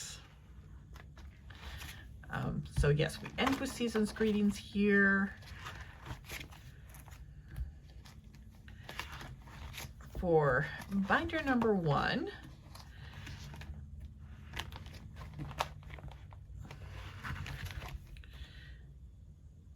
and yes, I'm more or less just kind of checking to see if, you know, I'll need to move the Season's Greetings anytime soon. I do not. The way that this collection is growing, I'm probably perfectly fine with keeping everything as it is and just adding on to it for 2026. The following year, maybe I'll have to start shifting to the second binder, which we should be getting to now. And this is binder number 2. As you can see, it's got plenty of room. Basically, it was just getting a little bit too full in a single binder. So I expanded it to a second binder, though it's not a need of like, it's not in dire need. Let's just say that. It'll probably grow the most when I finally have to move the Season's Greetings into this one. But until then, so when Press Play came out, Aladdin, they had POBs, so I think I ended up ordering like 10 actually, 10 copies of it so I could get the full OT9 set. And that's what that is. They have these clear cards, which Nina and Rima. Nina is the bias, if you haven't picked that up, but she is the bias. Rima was my second bias for a long time, but I think Rio has actually moved up enough to be the second bias. And then it's like Rima and Riku. But this was, I collected these way back when. I do keep on wondering if maybe I should expand and like get OT9 for these as well, but that I have way too much that I'm trying to do with my NiziU collection. Like this set, this is just random POBs from Rise Up. I wanted to do an OT9, but I still need like the Maku. I need a Mako, a Riku, and a Mihi at some point. I need to do that. And then I ended up just getting a set that just had a ton of Nina of various, some of it is pops, some of it is like concert cards, but it's like, yes, let me start a whole bunch of random Nina cards. I am not against that. And this is just a miscellaneous page. I actually got this because I actually bought enough from JYP in one single purchase to get one of their random cards. And that's the one I got. And I've randomly picked these up, which is another reason why I'm wondering, you know, maybe I should just go ahead and expand to OT9 for these, especially since now I technically have 5 of them. There was another, I didn't really have space for this coconut full group card, so I just threw it here in my random page. I pulled this Mihi from the limited edition of Press Play, and I just kind of hold on to whatever cards I have of members. So she just kind of lives back here. And then we have the larger inclusion section. Basically, if I get a set and it happens to have larger inclusions of something that I don't have, I just keep it. So that's where a lot of the stuff is that way. So I don't have too much of like full sets because of that. I do have a full set of NiziU's Day, these little four cut photos. And then for Loveline, they had these large lenticulars. I definitely need more because I don't have Nina's. I need Nina's at least. And then there's these, I randomly decided to get like something because there's something listed on Mercari Japan that I wasn't quite sure what it was, because it's like a shortened the way that they write it is a very shortened version of random trading cards. So it's like, oh, trading card, sure, I'll get it. These are the trading cards. They're huge. But yeah, I randomly like picked one up, and so yes, it needs to fit in these 2 pocket pages. It does not fit in anything else. But that's fine. For Loveline, they also had these 2 cuts. I do have the Nina for that. But yeah, if I randomly pick them up, I randomly pick them up. All right, and these are like card frames that you could like lay over a photo card if you wanted. And they came from Press Play. There were 4 versions of them. I have all 4 versions. And again, I don't let things go, so they live here. And then I have this, and what this is for the With You version. So With You is the fandom name. If you're a fan of NiziU, you're With You, but they also have special versions that you buy through the fan club called With You versions. And they have their own photo sets. I haven't taken up to collecting for them, but I happen in trying to get like the coconuts cards I needed for Aika. I found a set that had her With You version, so that's what these are. And again, I don't let anything NiziU go unless it's like a duplicate for the most part. So they just gotta live back here. If I happen to get any other With You versions of cards that fit a 9 pocket, they will join her back here. And that is what I have for NiziU. Again, the main project is finishing Loveline and New Emotion. They've been released. I need to finish them. That's all there is to it.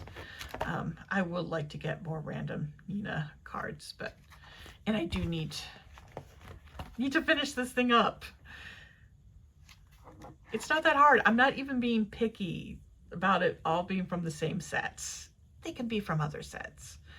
I think I've been picky because I don't want to end up with other cards, like get multiple, but I think at this point, why not? I can start another page where it's just random extra member cards. I love NiziU. They're definitely an old group for me. I watched NiziU Project Season 1 from the start. I love these girls. I really do. And I don't feel like my collection really kind of shows that love.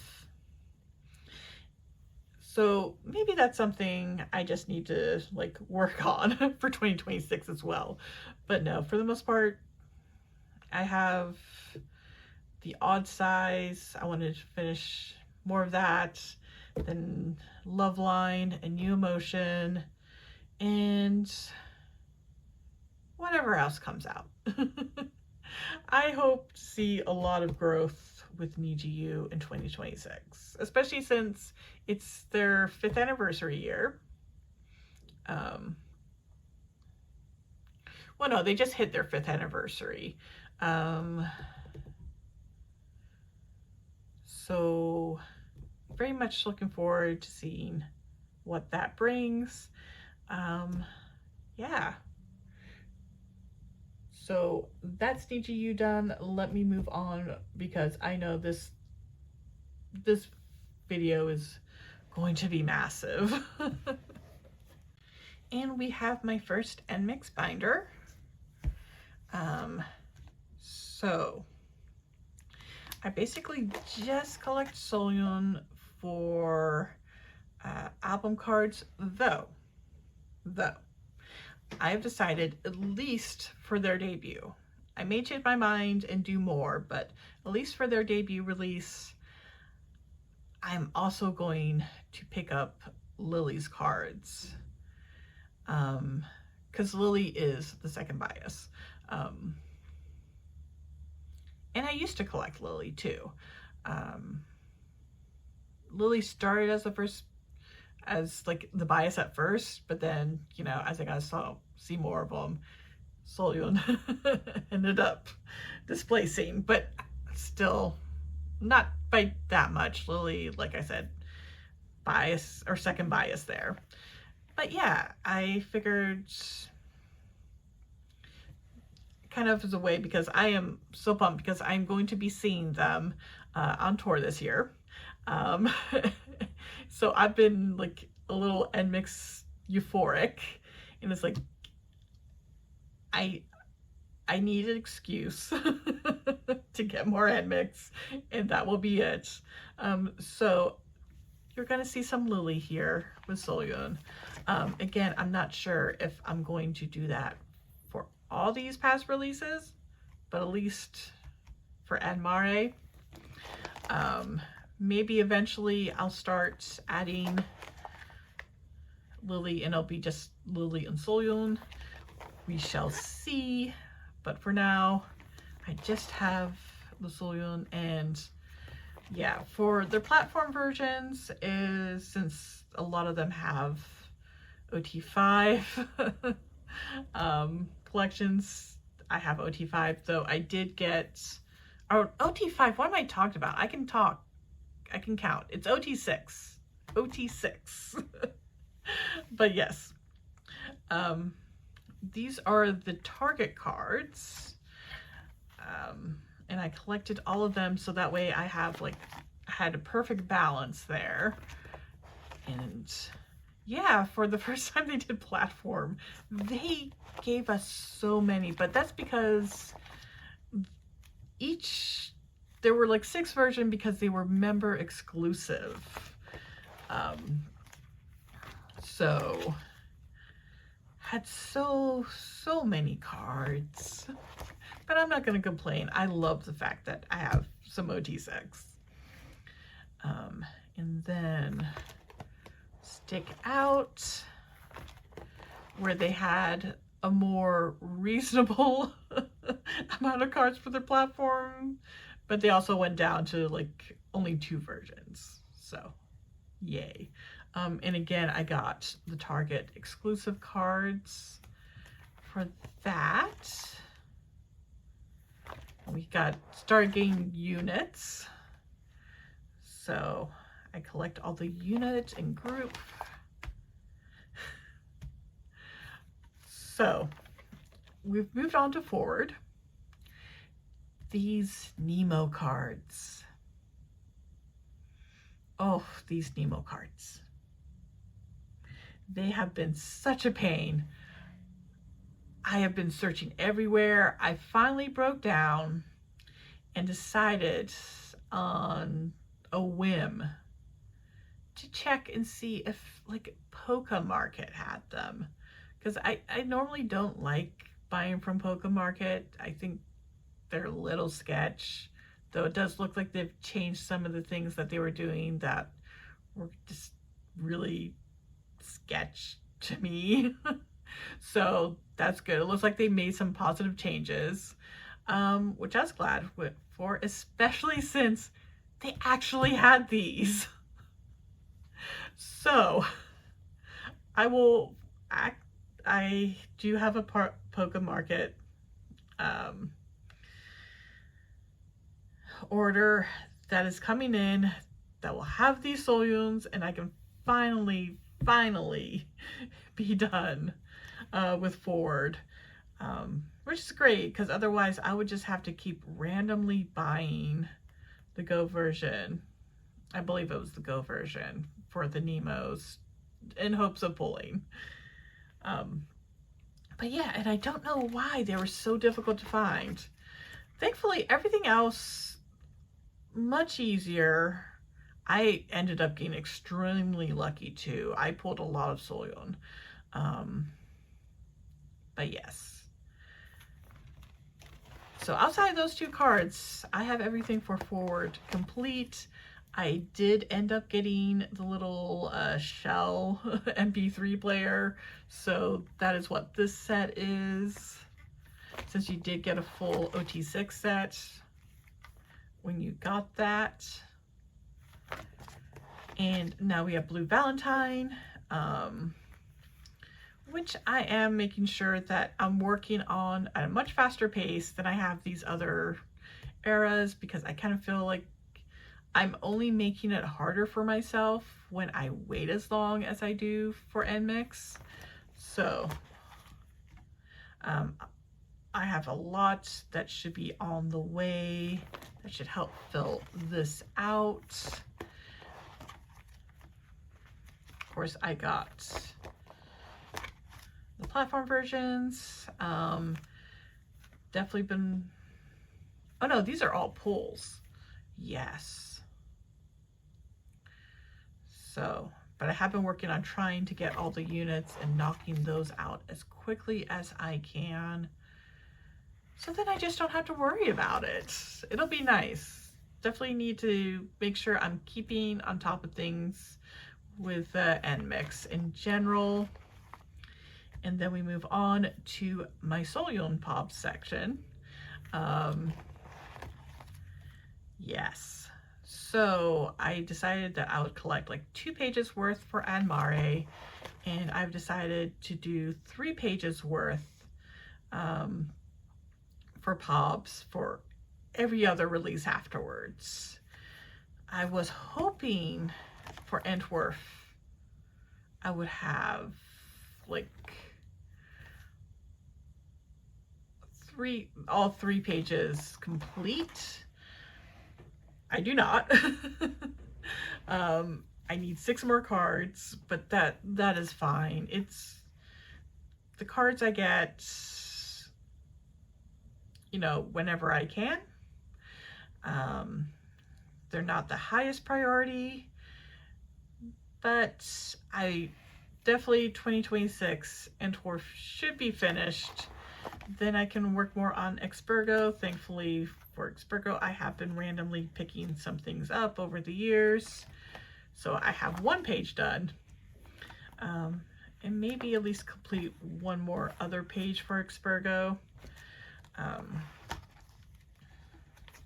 Again, for A Midsummer NMIXX's Dream, I've just ended up with a lot of the Pobs already. But then after that, yeah, I don't have much. I really don't at all. Oh, and for forwards, the target cards, whatever I pulled, I've just kind of moved into the Pob section for all of them. Because Soyun is not the only one that I have Pobs for. I did kind of the same thing here for Blue Valentine. So at least I have a start on those. And then we have the random Soyun page. This is from the Lightstick. This is from their first Mixpedia release. And then one of the Pobs came with these IDs, and don't quite count the IDs on their own as Pobs. So they just kind of live back here on the random page. But yes, hopefully, you know, this year get some good progress made. Because I would love to just like flip through this entire thing and just filled with nothing but Soyun. So definitely need to be working on that, but of course I usually like to be done with the album cards first. So we shall see. But again, I'm also very happy that I'm gonna be adding Lily to this. And maybe like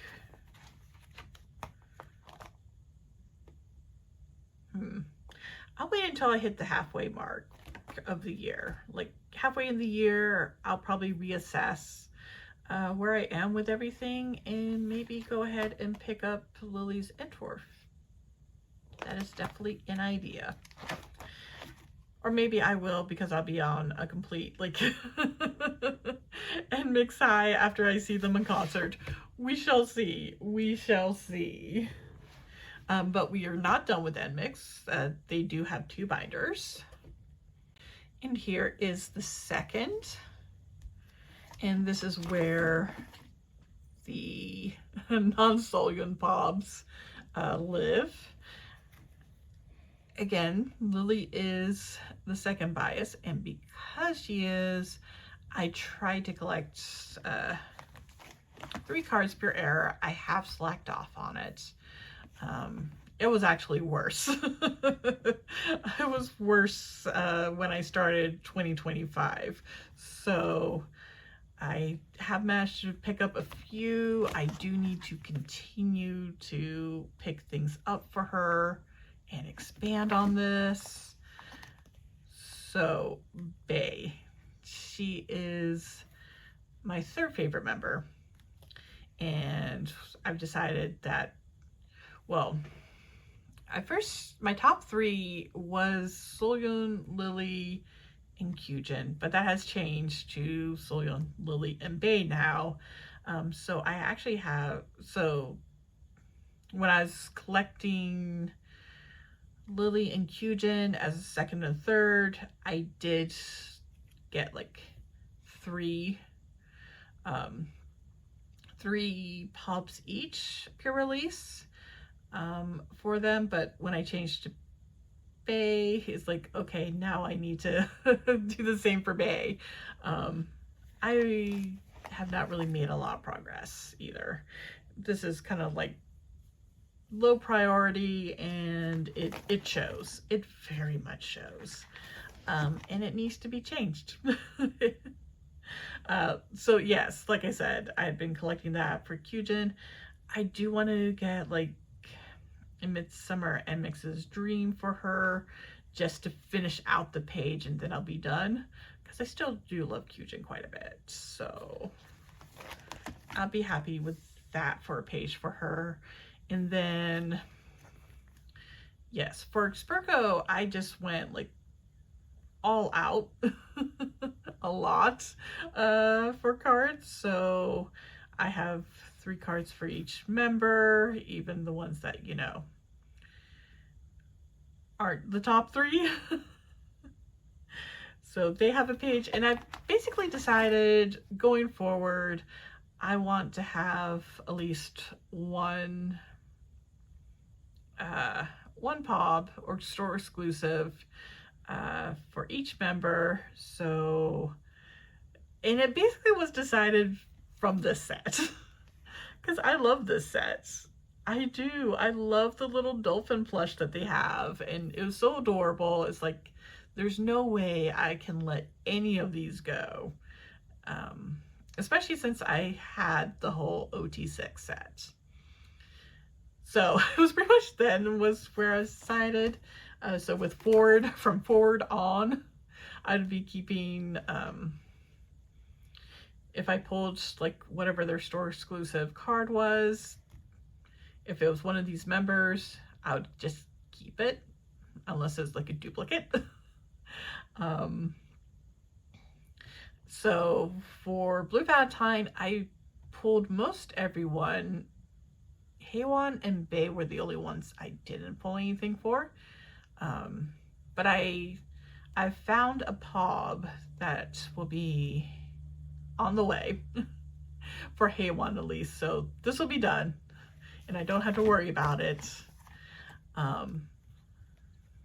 So yes, that is like my pop collection. Now we're going into like some miscellaneous, starting with my cheat page.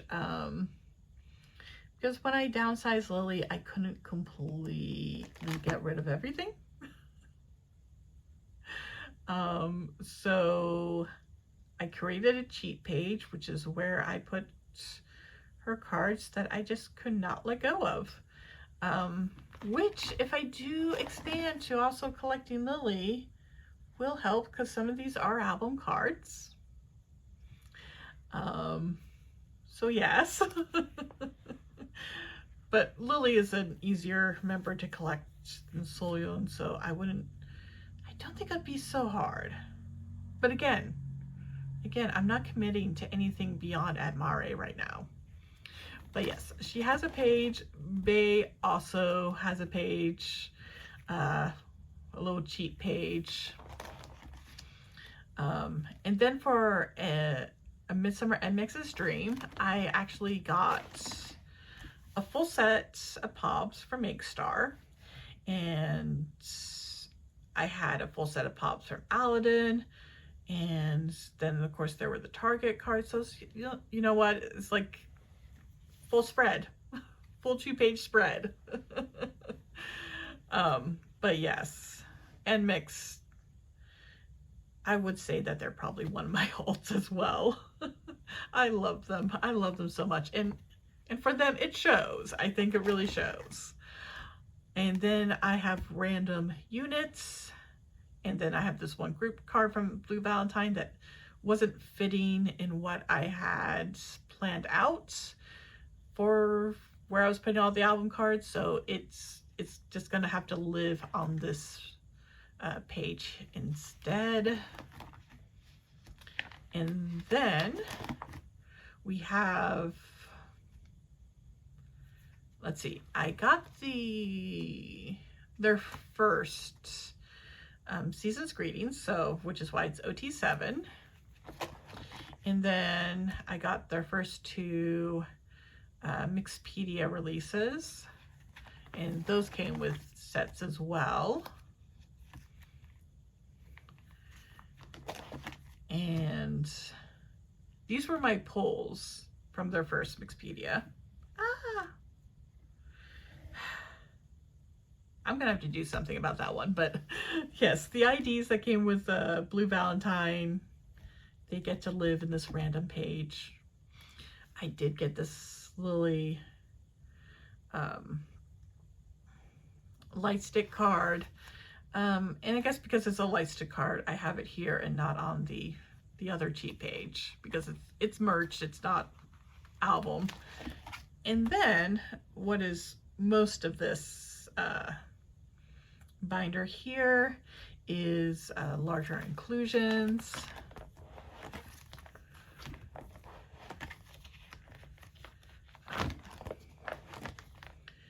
Yeah, like and a Midsummer NMIXX Dream, it had like these postcard sets, which I decided to store. I'm glad I did because they are gorgeous.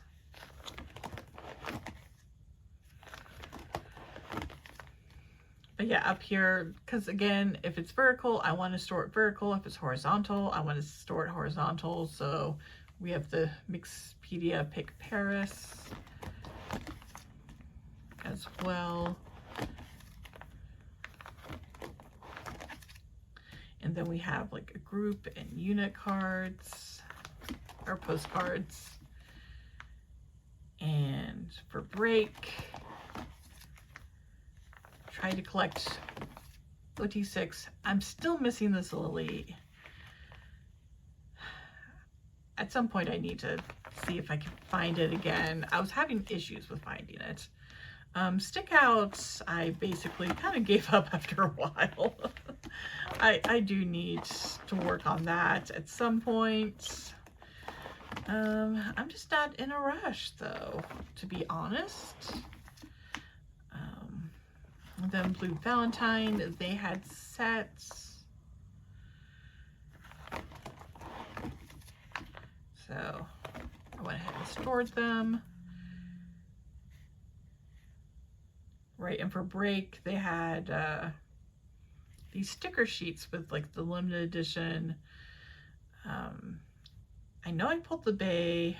I bought the Soyeon. I forget. I must. Yeah, I think I pulled the Kyujin as well. And then for forward, they had these, and I just kept whatever I got.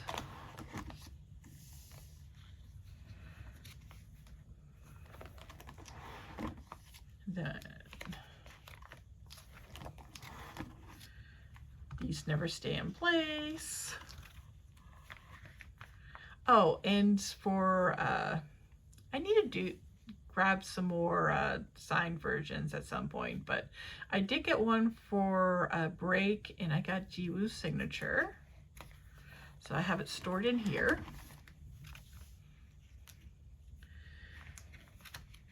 I've got more bookmarks, and then the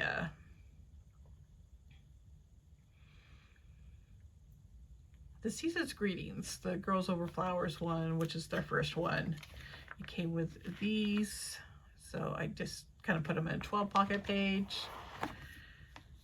And then we got their stickers and the sticker sheets for Pick LA and Pick Paris. Unfortunately, I missed out in getting Pick Macau. I'm not finding it online sealed. Which is how I was able to find LA and Paris, but for some reason, Macau is, I'm just not finding it. If I ever do, I'll pick it up. Since photo books do not take as much space as Season's Greetings, so don't mind them too much. And that is my second NMIXX binder. So let us go ahead and move on to the final binder I have for a JYP group. All right, so we have NEXZ, who was another group that ended up getting upgraded to a 3-inch binder of their own. Yeah, and they should be fine for 2026, honestly. I love this group. And I partially collect OT7. Like for their regular editions for their releases, I'll do OT7, but for limited and Nemo, I do top 4. Seita is the bias. Haru is second bias, and then it's like, it was you. It's changed. But yeah, you and Sogan were kind of floating there as a third. I now have a more definitive third member, which is Yuki, but I'm not sure what to do about these old things. I think I'm just going to keep them as is for now, because I'm still just trying to catch up with NEXZ in general. I'll worry about if I want to do any changes to these older collections much later. But yes, these were for the limited edition, the Nemos, especially since part of me just wants to collect OT7 for everything. And this is the Nemo set, because with all the Nemos you get an OT7 set. And I do collect both the Korean and Japanese releases. So this is OT7 for the regular edition for their Japanese debut. And then for this, I only did 3 members. Seita, of course, Haru, of course. And I decided to go with Sogan for the third, because Yu is very expensive. Very, very expensive. So I didn't have a lot of faith that I'd be able to collect his cards and to do so affordably. So I went with Gon instead. And then we have Nalina. Again, regular editions, OT7. And then top 4, well, it was top 4 at the time at least, for limited and Nemo. The Nemo OT7 set. And then for Oh Really, just the way that the releases were, I did full OT7 for everything. So we have the 2 regular edition, or yeah, regular versions. Then we have OT7 for the limited edition. And because there was no random card for the Nemo edition, so I went, which is why I did OT7 for the limited edition. This was everything you got in that, that, I'm not sure if it was even Nemo. I think they changed it to another version. Maybe the PLA version? I'm not sure. Whatever the platform version was, you just basically got the OT7 set. And that was it. Then we have One Bite, which was their first Japanese comeback. So OT7 for regular edition, and then I just happened to find someone selling a set of this limited edition set. It was an OT7 set. It was for a really good price, so I went and decided to snag it. So we have OT7 for that. For this though, I am collecting Seita, Haru, and Yuki. And with my next Neo Geo haul, this should be far more complete. But yes, and then we have Beatboxer, which is their latest release, and I'm focusing mostly on One Bite, but I'm also making sure that I'm getting a few cards for Beatboxer as well. So most of this is just my pulls. So yes, I'm actually very close to already be done with the Battler IDs, which is great. And I was so very lucky. I ended up getting 3 of the NEXZ versions. I did get duplicates of the Sogon, but I was able to trade with somebody to get the U. Because I was thinking of maybe getting Yuki instead of U, but since I was able to trade for the U, you will be here. He's still in the line of 4 that I'm collecting. And then for the third one, I actually pulled Seita. So I just need to get Haru. I will probably just be getting the photo cards on their own, because getting the complete set with a little Haru Bear plush,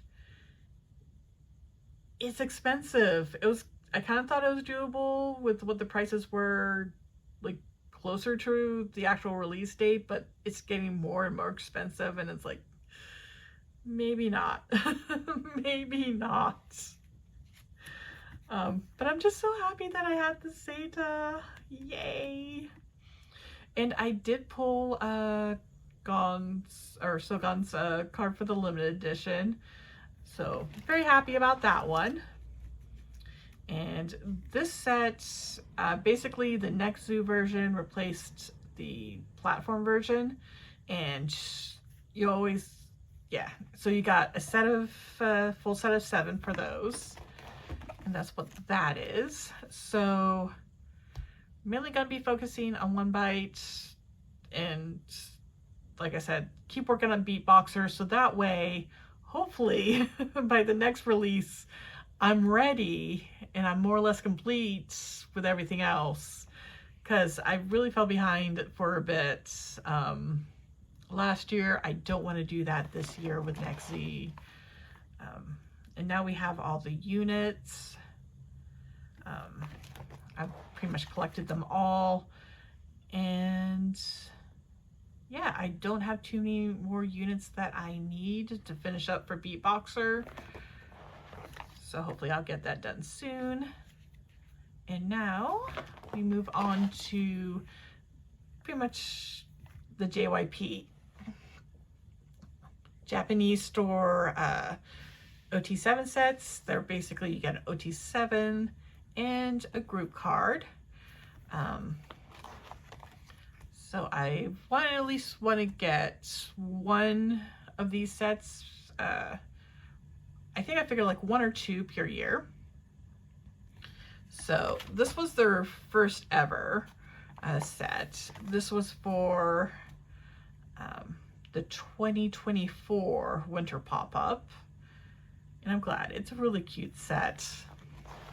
This is for their first Japanese tour, and I do have one on the way, which is for the 2025 winter pop-up set, which again is another really adorable set.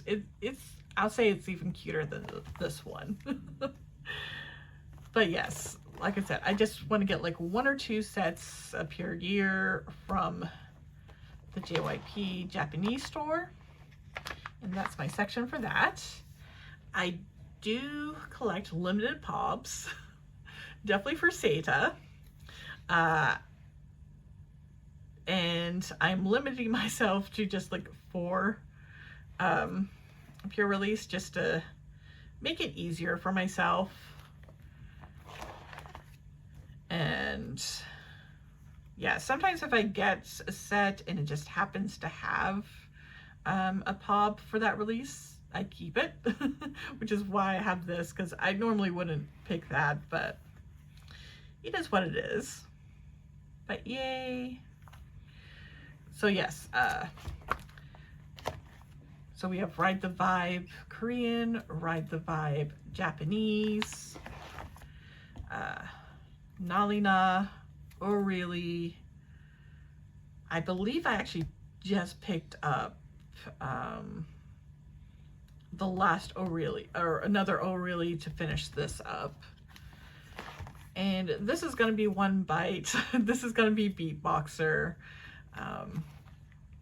But I wanted to finish Oh Really there, and then I'll start working on the rest. So basically what happened when I was getting the Sogon cards that I needed for the Japanese Ride the Vibe, I ended up like with one of his pops from it, and it's like I also had these IDs, and I thought, hey, you know what, this would be a perfect use for the IDs. I can have them fill this, and then for each release I'll have 1 pop for each member. So Ride the Vibe Korean is Huey, Sogon is Ride the Vibe Japan, Nalina, I'm pretty sure, yeah, Yu is Nalina. I am getting a Haru for Oh Really, which I've also finally picked up for 1 bite. It's gonna be Yuki, since I need to get his cards anyway. And then I ordered a set of albums through K-Town For You through the fan shop, and one of the cards that I got was this Tomoya for Beatboxer. So I figured, you know what, he's my Beatboxer. So yeah, I just need to get those 2 and I'm done there. I'm not sure if I want to keep going at it after Beatboxer. I'll have to think about it. And then this page, which is basically, if I pull a member and I don't collect them, I don't get rid of them. I keep them because just in case, you know, I change my mind, and I do collect OT7 for everything. This would help out. So I'm not, you know, feeling bad. It's like, oh, I had that card, but I sold it or I traded it. No, I have it. I will have it, because I have a feeling eventually I just might be doing OT7 for everything. So I hold on to all those. And you can see that Huey likes to come home for me. And then we have larger inclusions. which I haven't been working on much. I would like to work on more, but I'm already behind on photocards. I can't be looking at larger inclusions. So I basically just, you know, get what I get, and I'm happy with it. Honestly, I am. As long as I get the Seda. Seda's, anything Seda, I do try to hunt down. But yes.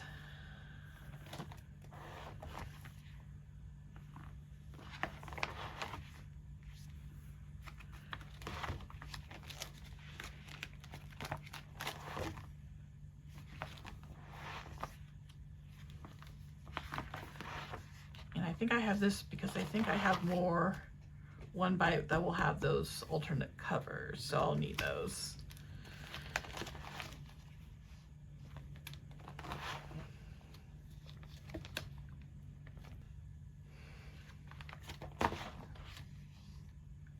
All right, and that is what I have. But yeah, right now just really want to focus on finishing up what I have started.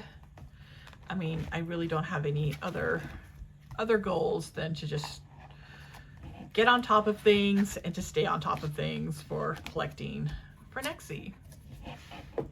So with that, we can move on to the binders that are not JYP related.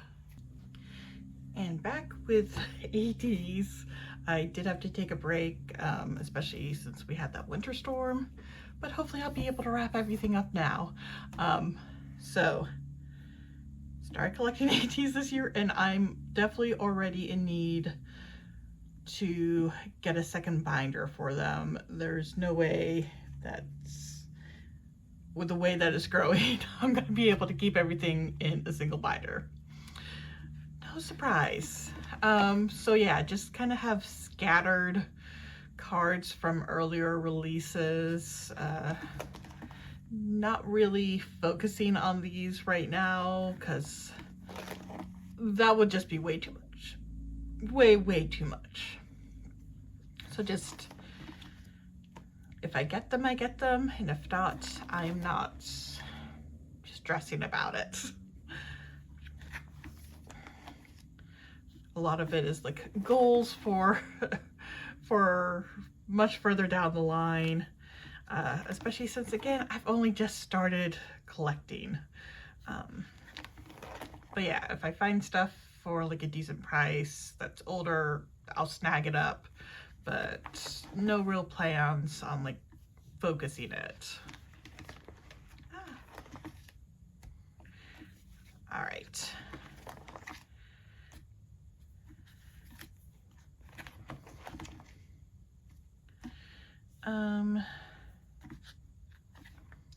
Not sure if I want to try to finish the World episode Fin 2026.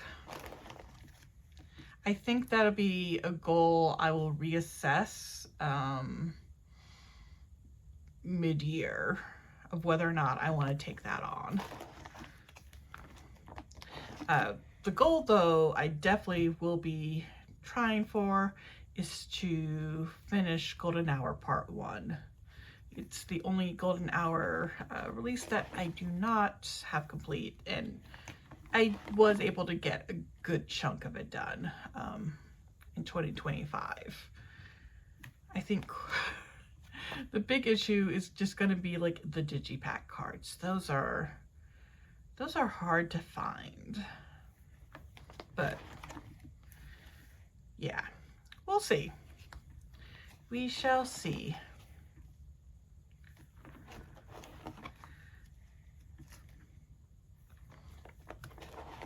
But yeah, like at least with the platform cards, they're been doing pretty good with finding them. So I think it's just in the end going to be the digipack that is going to slow me down on that one. That said, I was able to finish Golden Hour Part 2, which was really nice.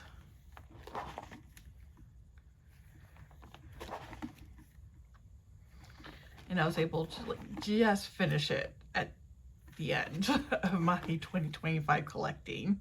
Yeah, very happy to have it done.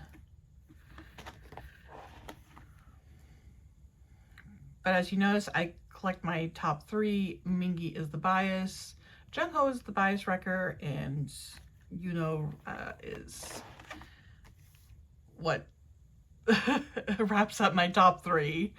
If I did top 4, I would have Hongjun, or yeah, but top 3 with how many cards ATEEZ releases, pure release,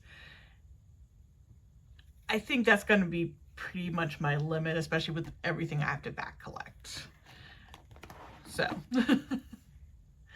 then we have Golden Hour Part 3, which was like the first comeback as an 18-y, but it was such a weird release. So I didn't really feel like I wanted to do anything special with it, just because, again, it was such a strange release. Maybe one day I'll go back and, like, maybe for the Lemon Drop version, collect more, but for now, it is what it is. And In Your Fantasy, that Polka version, such a complete pain to collect. I'm so glad I got everything in the end. But yeah, I don't want to go through that again. I really do not. Which is why, again, I will probably just be the Lemon Drop, because everyone is like, has so many of those cards. But that's a decision to be made much later. And then for the limited edition version of the album, I just collected top 2.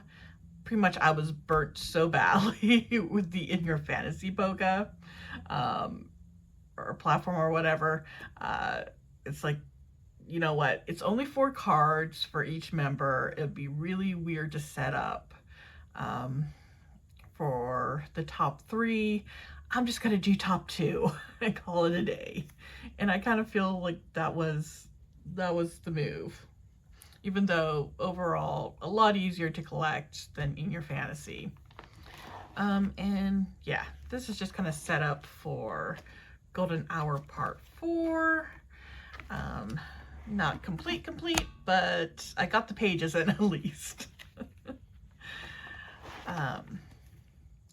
So for they released platform versions of their older albums, and each one came with a full OT8 set. So this is kind of become my OT8 set section for releases that come with a full set.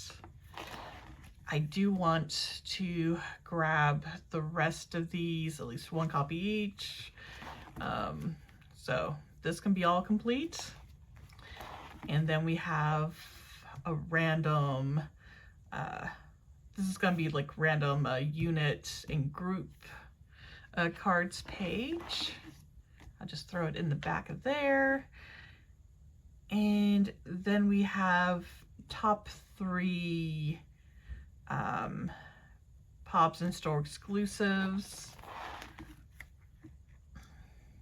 So if it was easy to collect all 3 of them for a set, I collected all 3 of them. So we have a few of those. A lot of these were pretty much like the US or Hello 82 exclusives, just because you got them in all the albums no matter what store from the US that you bought them with, so they were easy to find, sold typically pretty cheaply. And this, I just got super lucky. I got like 2 Barnes & Noble version, and I pulled like the Yuno and the Jungho, and it's like, okay, since I just need the Mingi, and I'm definitely getting the Mingi, I might as well keep the Yuno and the Jungho and do a top 3 for that one. So that was just luck. And yeah, the Chukar was very easy, and the cheat card. I think it was just cheap. I really can't remember. But we have a page that's kind of set up. The sobbing card will probably be the next top 3. But yeah, I'm just gonna keep on going. If I can get like the pubs or the store exclusives easily for all 3, I will collect all 3. Now, Mingy is the bias, so he is the one that I'm not actively like making sure that I get all his store exclusives and pobs. If I can, that's great. If I can't, oh well. But if I happen to come across a non-album card that's for him, and you know, it's in a price range I'll be willing to pay it for, I will get it and just have this little Mingy collection back here.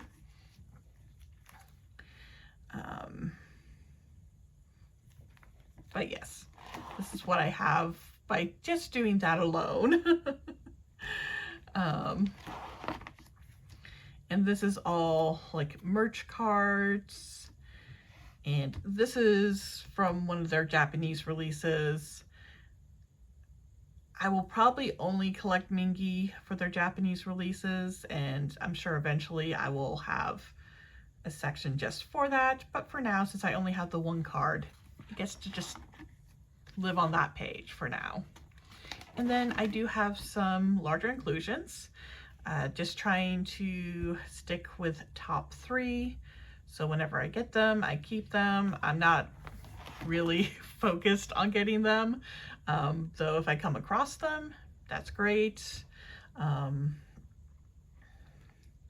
actually had this as a freebie for a purchase, and I'm so happy to have it.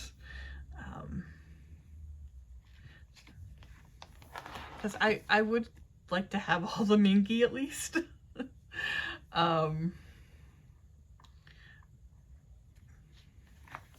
But yeah, so it's all kind of like scattered.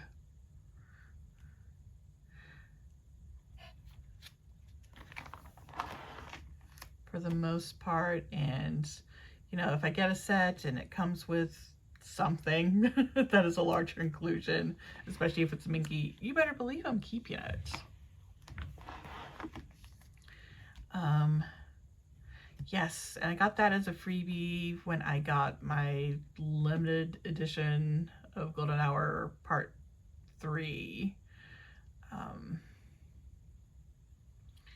They didn't have the one with Mingy in it, but it's like, I'll take Jungho then. I'll take the second. If I can't get Mingy. But yeah, so that is my ATEEZ collection. Again, I'm kind of stunned with how much I was able to collect. But in a way, ATEEZ is kind of easy to collect, almost like in that Twice way where there's so many cards for each release, though you don't get as many cards pure album, but there's a lot of people that collect ATEEZ. And because of that, it's kind of easier to find people selling and trading, which I think was the biggest help for me. But yeah, so I have Golden Hour Part 2 and 3 complete, Golden Hour Part 4, hopefully I can knock out, and then work on Golden Hour Part 1. So at least by the end of 2026, all the Golden Hour will be done. That is my goal. And if I do well enough, maybe start working on the world.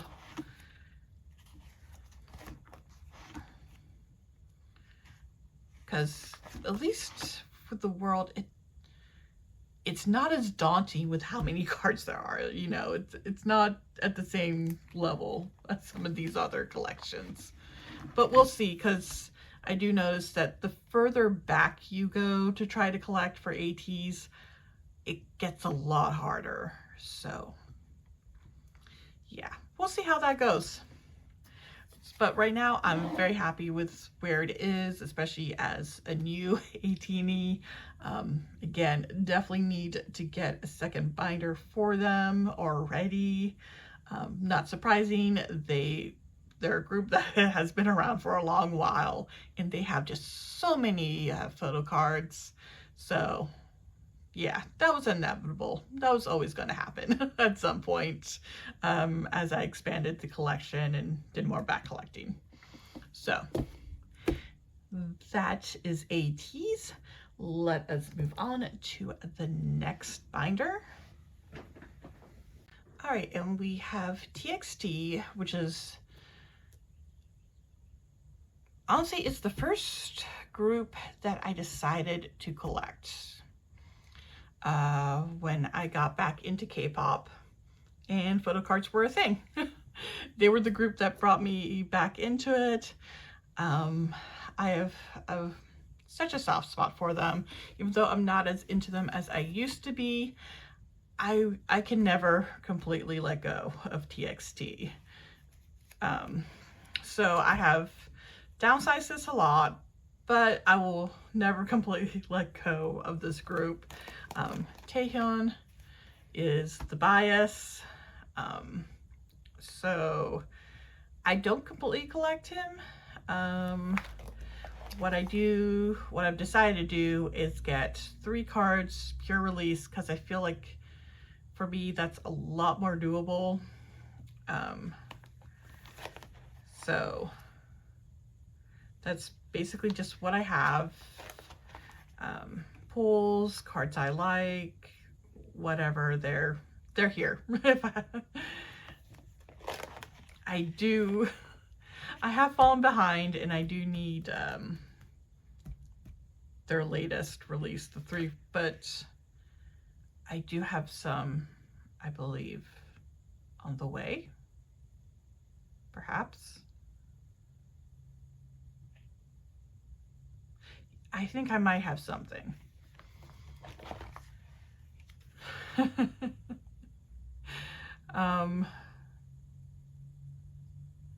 Yeah, I gotta update myself and figure out what I have, what's coming. But this page is basically for deco kits and season's greetings that they've released. Try to at least collect 1 card from each of those. And these are from Japanese releases, where I just collect whatever. There's no rhyme or reason for that, which I definitely need to work on at some point. And then we have these pages, which are kind of like the cheat pages, and some of these are store exclusives or pops as well. But then again, we also have the cheat page, where I have cards that are not, that would bring my limit like over like 3 cards pure release, but I kind of don't want to let them go since I have them. So they're just gonna kind of live back here,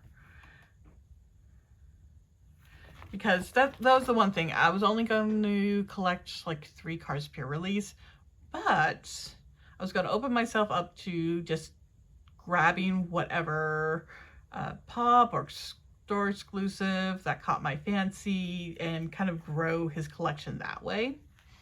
And I've done okay. I've done a little better with that, at least. So before I downsized just Taehyun, I did collect my top 3, which is Taehyun, Subin, and Hyunenkai.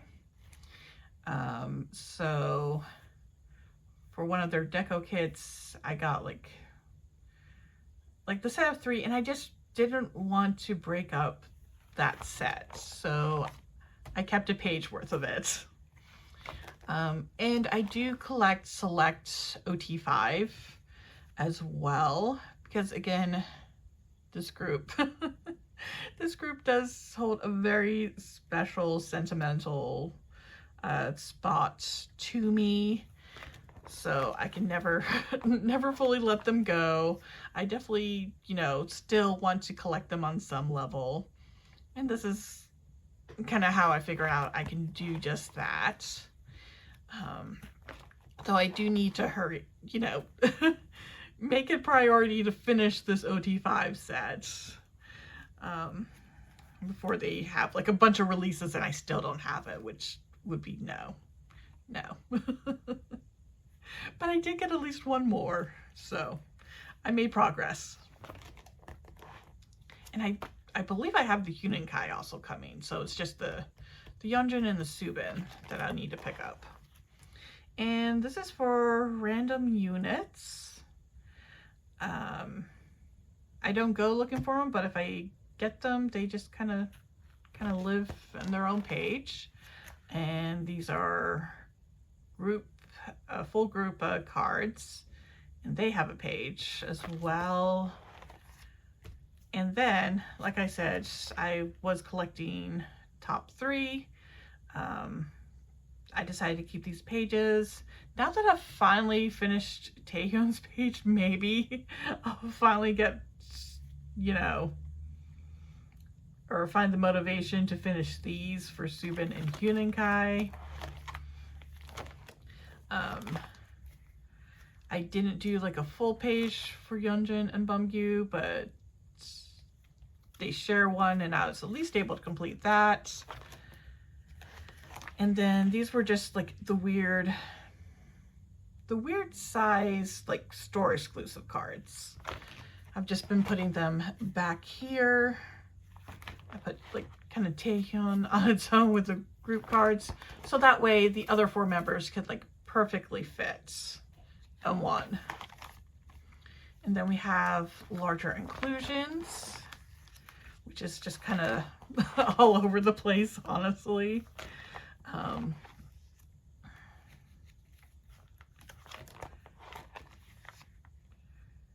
But I'm happy with what I have. But yeah, basically if I get a Taehyun, I keep it, and yeah, that's about it. And you can tell the eras that it was very much top 3.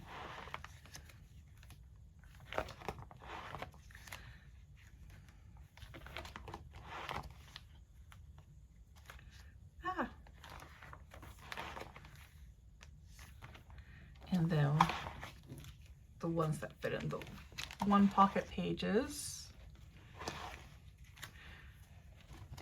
where I do have spots for the ones I'm missing. Maybe one day I'll get myself to finally get them. But yeah, so that's the TXT collection. I guess pretty much because of the larger inclusions, it needed to be moved to its own binder. So it was, because otherwise it's very slow growing, as you can imagine, as I've gone over like how little I collect pure release. But I know I need to put like the work into it, because it would not take a lot to catch up. It's kind of like suffering the same thing like with Itzy, where it's like it's not a lot for me to actually collect what I collect, but I just keep putting other things as a greater priority, which I need to change with 2026, especially with like the album cards. It's just 3, and they release so many like cards pure release, so I really have no excuse for that. So I need to be much more on that in 2026. So that is that binder. And we move on to some J-pop. This is what I call my Starto binder, because all the groups in here are from the Starto agency. Kiss My Foot 2. For a couple of their concert tours, they actually, instead of doing the usual like photo sets, they did trading card sets. So I got them, and my favorite member of Kiss My Foot 2 or Kisumai is Senga, or Kento Senga. So he has his own page. Otherwise, with J-pop groups in general, very few of them are have it so like for every release there's a photo card. There does seem to be like more of them getting into that. But for the most part, it's very all over the place. Like I said, these are also from a tour set. This I got like my top 2 plus the group set. So we have Senga and Taisuke Fujikaya. And there were like 5 cards in each pack. And then we have just some random inclusions. But yeah, most of the time for trading cards, it's like if they have them, they're like either like first press, or if you pre-order them, you'll get them, kind of thing. So these are the photos. They're a lot more prominent for like collecting when it comes to the Starto groups. Like every release, every tour will have photos that come out for them. This is kind of a miscellaneous page because I like just randomly had that. Though I have found like there's actually technically a set of 3. So I'm thinking of maybe getting that full set. So that way I just don't have this like random one with only 3 of the 7 members that the group had at the time. And so I got a drama that Fujikaya starred in, and one of the things for the box set that you got a set of cards. Since he was the star, I've gone ahead and put it in the Kisumai section, even though like Fuma is in Timeless, Jessie and Kyomoto are in Stones, and Sakura is in ABCZ. Kishi, he is no longer with the agency. He is one of the members of Number I. But he used to be, because he used to be in the group King and Prince. But yeah, again, since I don't have like sections for all of these, and I think it would just look kind of weird because they're all numbered, to like keep it together. And again, Fujikaya was the star, so that's why it's in this section. And now we move on to my Timeless section. Goal for 2026. Finally get the Fuma and the So cards I need for this and finish this page. Definitely.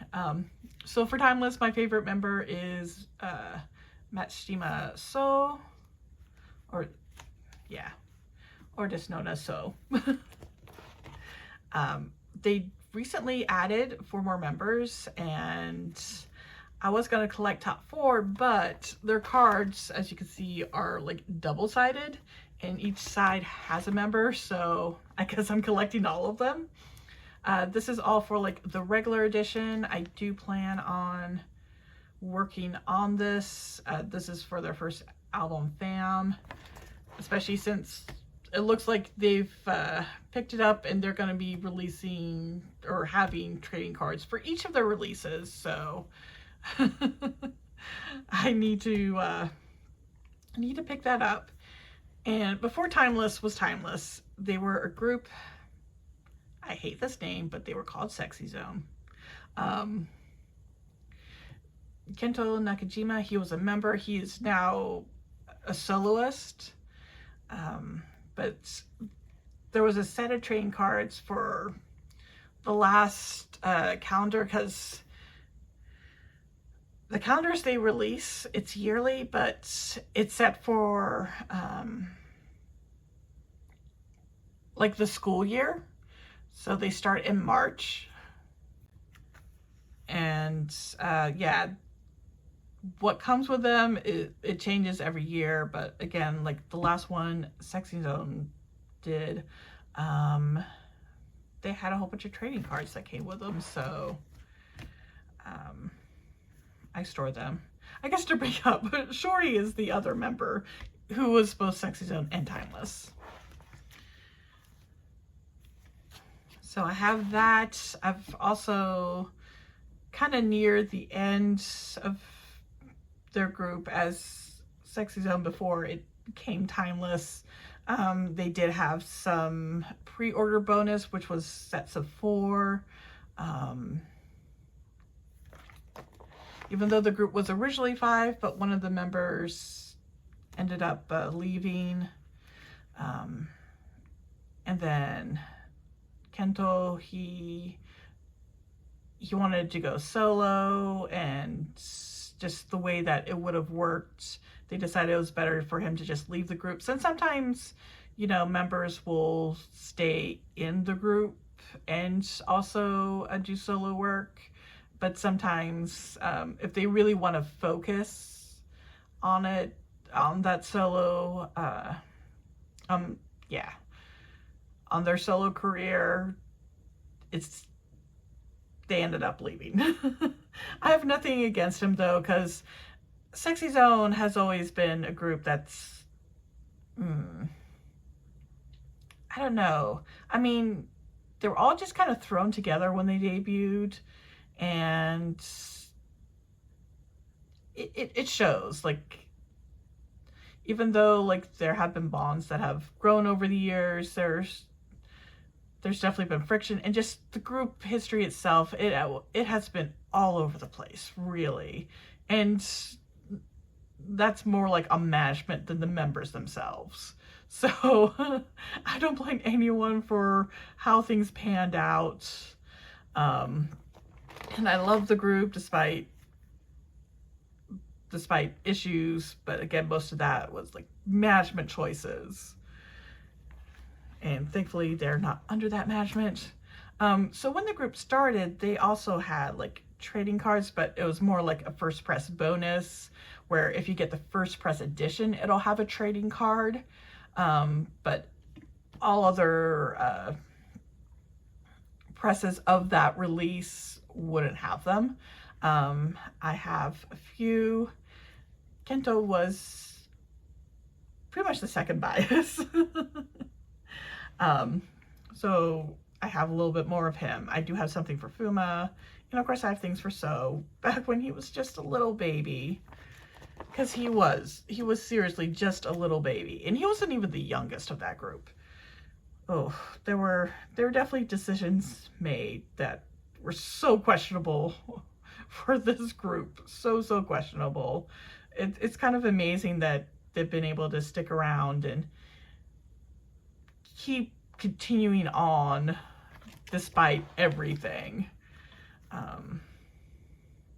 But yeah, so a lot of these, as you can see, there's codes on them, and that's kind of what they were. They're not exactly trading cards. They're just cards, or yeah, photo cards that you got that had codes that only work for like a short amount of time after their release. So it's like first press only, but you would put the code in and be able to access something digitally for, again, a very brief time, but some of it was like stuff that you can download. And that's basically what the vast majority of all this is, especially these where it's just the logo. All that is basically the code. And then we have some, I guess, larger inclusions. Most of it is these, which they're the same size as like the booklets. It's almost everything comes in a jewel case, but you can replace or you can put these in front of the booklet cover and they become the new cover of the CD. It's a very popular inclusion, especially for like pre-orders or like I said, the first press edition, they will have them as kind of like a standard kind of gift, especially for pre-order. But yes, that is timeless. Now we have Naniwa Danchi, which is a group I enjoy. They're really fun and sparkly, and I finally have the OT7 set from their debut single, Uwu Love. Yay! Though I do need to get the smaller sized white background because these are all clear cards. Which, not ideal, but I like them enough. I do. Yeah, clear cards are very much more of a thing in Japan. Especially, again, this is stuff that you get not in the album, but as a bonus for pre-ordering, and usually get like a full set. So they're super, super cheap to find and purchase. I collect my top 3. Sorry. I swear, it's like freezing cold outside, and yet people are somehow loud. I do not know who is going out in this temperature, but either way. So yeah, I collect top 3. So we have Kazuya Ohashi, Kyohei Takahashi, and Rusei Onishi.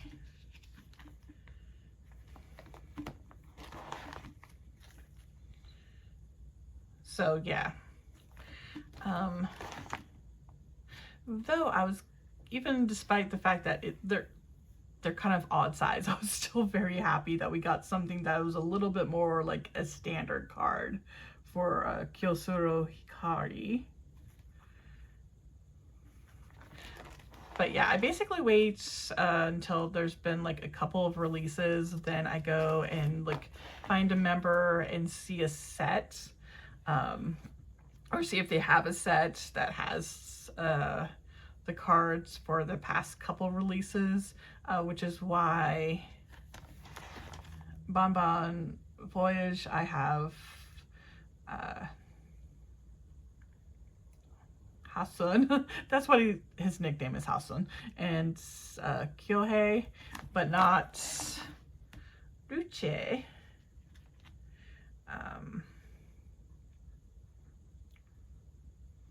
But yeah. But I'm not too worried because, again, I think they just had a release or will be having a new one. So I'll go ahead and check and see if I can find some more sets. And that's basically how I collect these. So it's super chill, super easy. And again, this stuff is cheap because from what I can tell, they give you like a full set of 7. So it's people just selling the members that they don't want to keep. And yeah, like I said, super cheap because... So it's just a really easy collection to collect for.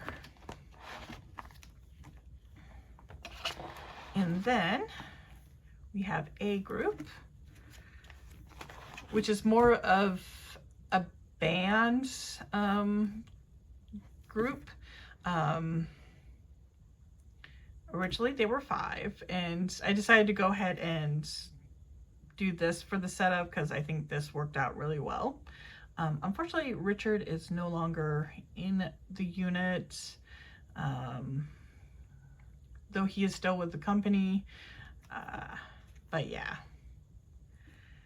that's a bit frustrating, kind of sad, but the other 4 members are going ahead. So I guess with all that, I figured this was like the best way to display everything that I had like for the era when they were 5. And they just announced they have a new single with just the 4 of them upcoming or coming up. So I will just be checking to see if they're doing trading cards as bonuses for that as well. Because yeah, again, these are the pre-order like trading card sets that you got at certain stores, and super super cheap to get even just the set of 5, because they don't do the trading cards with the album. And then we have kind of like my miscellaneous section, which is just a whole bunch of other Starto groups, and if they had something that was like a trading card, like here with Kanjani, which are now Super 8. Of course, this was back when they had 7 members. They're now down to 5. But for one of their albums, it was all baseball themed, so they had these like baseball cards for the members, and then a whole bunch of random cards.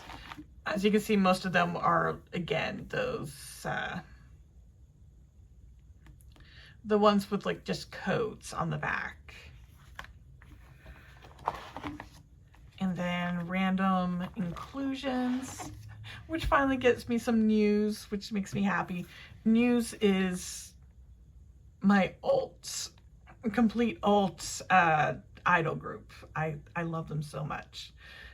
They're only down to 3 members. They started as 9 and they're down to 3, but the 3 that remain I love, especially since my favorite from when I got into them, Kato Shigeaki, he is still with the group. I love him so much. Yeah, again, more miscellaneous. And I have some miscellaneous photos as well. And then we end with these flyers for movies. These are I guess pretty common, that's the word I'm kind of looking for, or standard for when a movie releases. There's a little flyer that has like information about it for promotion. The Snow Prince ones I picked up when I was in Japan, because Shintaro Morimoto, who starred in it, he has been in Starto for such a long time. You know, as you can see, he was a small little child at the time. He's now a member of Stones and very much an adult, well over 20 at this point. But yeah, and like I sometimes randomly get them or get these, so I just kind of keep them in the back here because I think they're kind of neat. But that is this binder.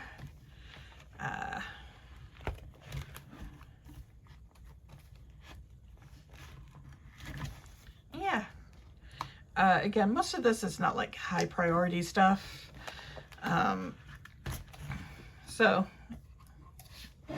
But I'm very happy to have it. Very happy to see more groups kind of doing more kind of trading card-ish things, because I find that a lot easier to collect than all the photos. At one time, I used to collect like photos, and that was a lot. It was really, really a lot. So very happy to instead be doing trading cards / photo cards for them instead. And now we have my first miscellaneous binder. We're not exactly, escaping from K-pop, because we have my Oda Sakura collection. She is a member of Morning Musume. She's going to be graduating soon, though. She's definitely my Kamiyoshi, which is the Japanese term for like #1 bias. And I have been collecting her cards. Morning Musume, they started doing trading cards in their singles, and only their singles, in 2014. I actually have found and will finally be able to fill the spot with the one card that I've been missing from these older releases, where I'm so happy.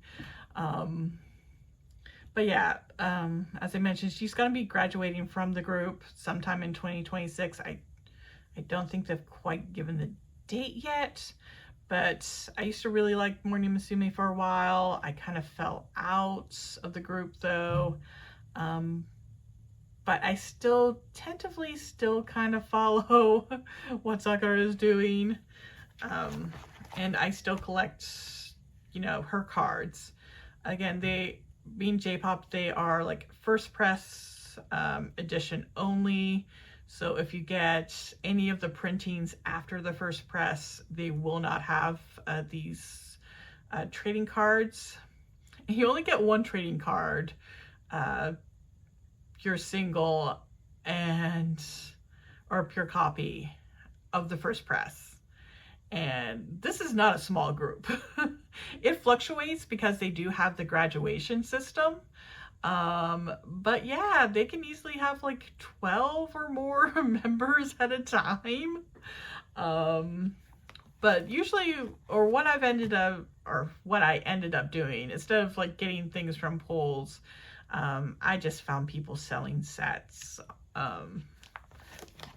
just specifically for her online. And especially since when I got out of it, it's like, why am I buying, you know, the CDs if I'm not liking the music anymore? So that was like one of the things, is that I just wasn't really jiving with their music. But yes. So starting in 2014, they had this idea that to make things easier for, I guess, people trying to get into the group, they would change the name of the group every year for whatever year it is. So, which is why we have Morning Musume 14 here, and 15, and 22, 23. So these are basically the years that these were released, and that's how I've been kind of sorting them. As you can see, they barely release things. That's another thing that kind of like had me fall out. It's like, dude, you're not releasing anything, and the music's so mid for when you do release. But yeah, there was so much frustration, but I still love Sakura. I do. So I don't think she's really announced what her plans are post Morning Musume, but I'm hoping she keeps singing. I will definitely follow her career, whatever it is, but I doubt she'll be an idol singer, so I think the chances of her having photo cards afterwards are probably low. So I have a feeling that when she graduates, that's going to be it for the trading cards, and that's fine. I mean, I'll miss them because I always like getting them, despite the fact that they are all kind of boring, even though they did try to at least, you know, start changing things up a bit in like the more recent years, but still, yeah. So yes, when I was buying and pre-ordering the singles, like one of the common pre-order bonuses was that you would get a postcard. So I have those. And that finishes that part of the collection. And now we're basically moving on to K-pop for quite some time. So Busokso, I mean, if there's a K-pop group and it's one of the bigger ones, I have given them a try. So I definitely gave 17 a try. I just wasn't quite clicking, but then Busokso came out with their single and it's like, I love this. Seriously, I really, really love this. Or maybe I did like, there were like a couple songs from 17 that I had kind of warmed up to about that time. And it's like, you know what? Maybe I should just let Busokso kind of guide me in to 17. So I did collect at least the like regular album cards for their first single. And after that, I decided, you know what? I will go ahead and I will collect at least 3 cards each for the Busokso members going forward for 17 releases, which really worked out because I think like their later releases, like around this time, was when I started to like vibe more with their music, and find songs that at least each release had a couple songs that I liked. So it's like, okay, that's enough. That is enough for me, to kind of at least not like mainly get into a group, but definitely get them on my radar. So that's kind of what I did. I did try to get like the Target exclusives whenever I could, for one of the sets. I definitely did not try for this thing because, man, that album was pricey. So instead, these are both from the, I believe they were OT13 sets that you could get with it. So I just grabbed those, which is fine because this is such a cute DK.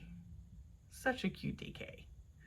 And of course the carrot version, because the carrot version was actually affordable. Yes. And then of course they made their first comeback. I definitely collected a lot more for this than I did their first single, even though it was still kind of sticking to their release. But they did have like not only Target, but also US exclusives, which I also got this time around. And so with Happy Birthday, it is basically the last release. All 3 members were part of a release. Since then, Hoshi has started his military service. DK and Sungwon have not gone in yet. In fact, they just released something as a duo, which I do love, but I decided that I am only going to collect photo cards from releases that have all 3 members. Because Hoshi had a release with another member beforehand too, and it's like, and that's when I pretty much made a decision. It has to be all 3 Busokso members, or I'm not going to collect. So basically, it's probably going to be until military enlistments are done for 17 that I start collecting. I mean, who knows? I don't know how much longer DK and Sungwon can delay, and if, or not so much delay, but will wait to go into the military. I have a feeling they may want to wait until at least we start having 17 members start returning from the military before they have any other members start going in. But we'll see. I'm pretty sure people who are more knowledgeable about 17 have a better feel about it than I do. But all I'm saying is that if there's a chance that Hoshi can get out before these two get in, there might be a release with all three. But I don't know. I kind of feel like that's pushing it. They'll probably, DK and Songkwan will probably go in before then, and I'm just waiting for them to come back. So it's kind of, I guess this is kind of in a hiatus until, you know, there is a release with all three of them again. I do have some larger inclusions from releases. Though eventually I just kind of like kept, if it was one of the Bluesky members, I kept it. But I didn't hunt the rest down. But yeah, it's a small little collection. I'm very happy with it. It is exactly the kind of little micro collection that I like to have. So 2025 was the year of me returning to collections that I had downsized.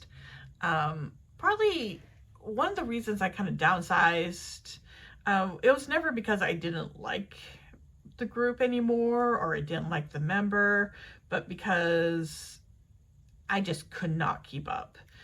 Since then, though, I'm at a job that pays better, and which allows me to have more disposable income. So I kind of feel like I can start picking up groups again. Though I gotta be careful not to overextend, even at that. But I did decide to pick Runjin up again for NCT Dream. Runjin is my NCT bias in general.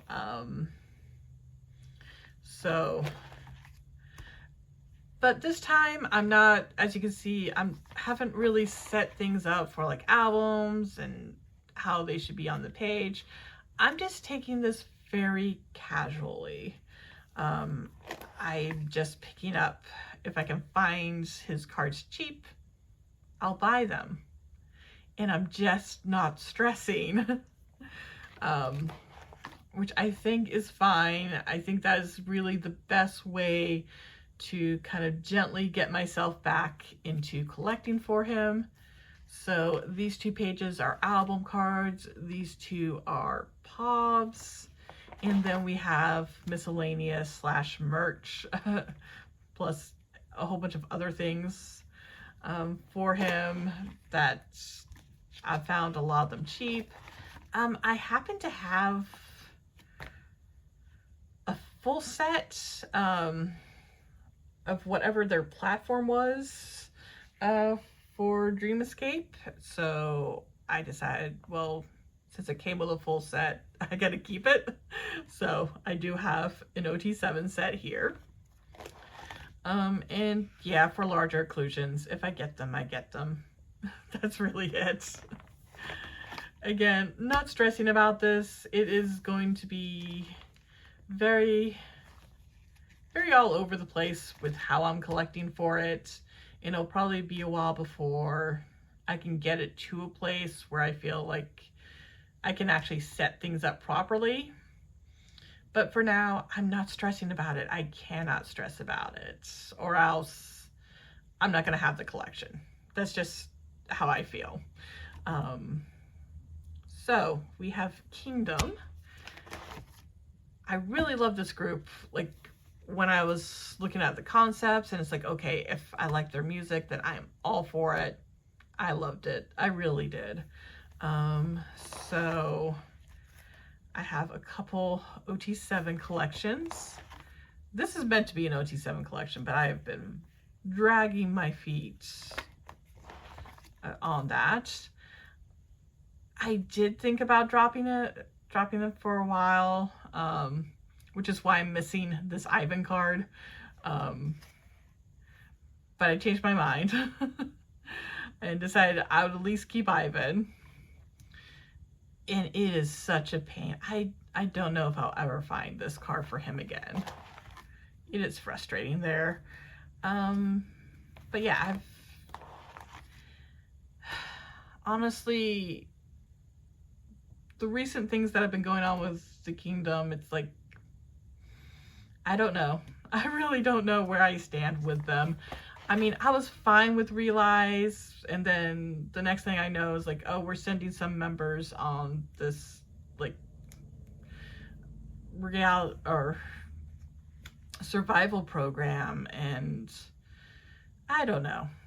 They had another release as the Kingdom, like, right before Don had to enlist in the military, and yeah, I will probably eventually, like, collect it. I'm feeling a little demoralized just because I don't know what their company is doing or trying to do with them, and it's just kind of frustrating. But I do want to still get something, though again, it is a very low priority at this moment. Maybe I'll get something. I don't know. I really don't. It's frustrating. Because it felt like they had such a good run for a long time before Realize, and then Realize just threw everything off. And it wasn't a bad album, though. They stepped away from their concept, which I know, you know, had people kind of stepping away from the group, even though lore-wise it should have worked, but I don't think they worked the lore into the new concept well enough to really really get that to come across. And understand that, hey, we're not actually giving this up completely. But yeah, I still love their music, though, for what they have released.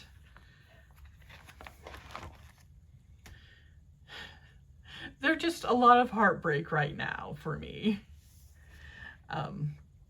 So moving on to happier things.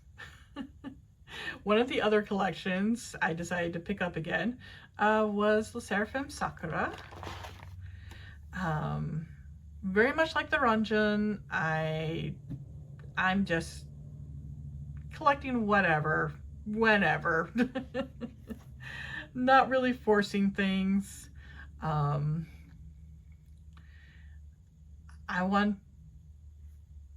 I think I will, like, very slowly collect. It's not a priority. I'm not trying to race to keep up with what they've released.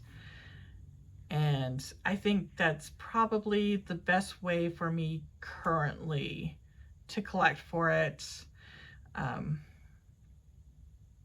Because otherwise this collection would be another one that would just be too much.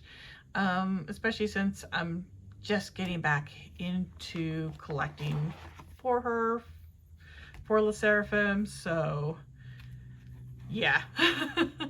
Just taking it easy, like picking up releases here and there, and just not stressing, because the moment I start stressing, then I don't want to collect anymore.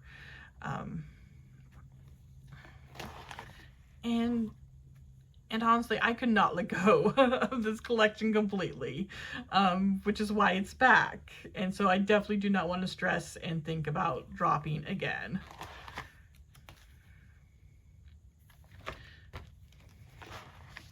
But yeah, so I have like things that remain because I could never completely let go.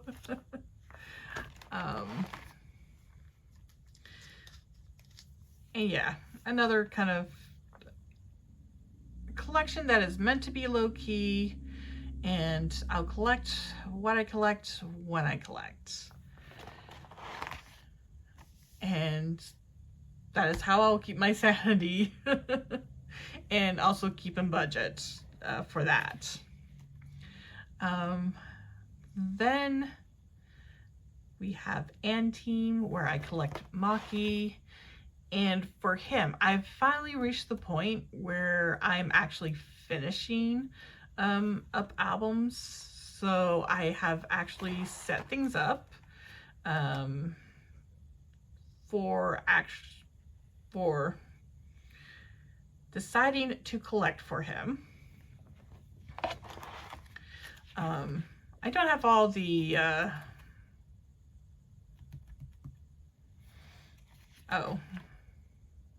all the sleeves in here for placeholders. But yes, I've been making progress. Some of these, if I'm not done, I'm very close to being done with, or I've noticed that it'll be super easy to finish. Like here, Yuki Akari, it's done. These are all his album cards for it. That was like one of the things I noticed, like, wait, I have all his cards. I'm actually done with this release. And that was when I realized, oh wait, I'm actually really close to being done with some of these releases. So that's why I finally decided, you know what, I might as well just go ahead and set everything up. Especially since after that I noticed Going Blind. Done. So that's 2 releases.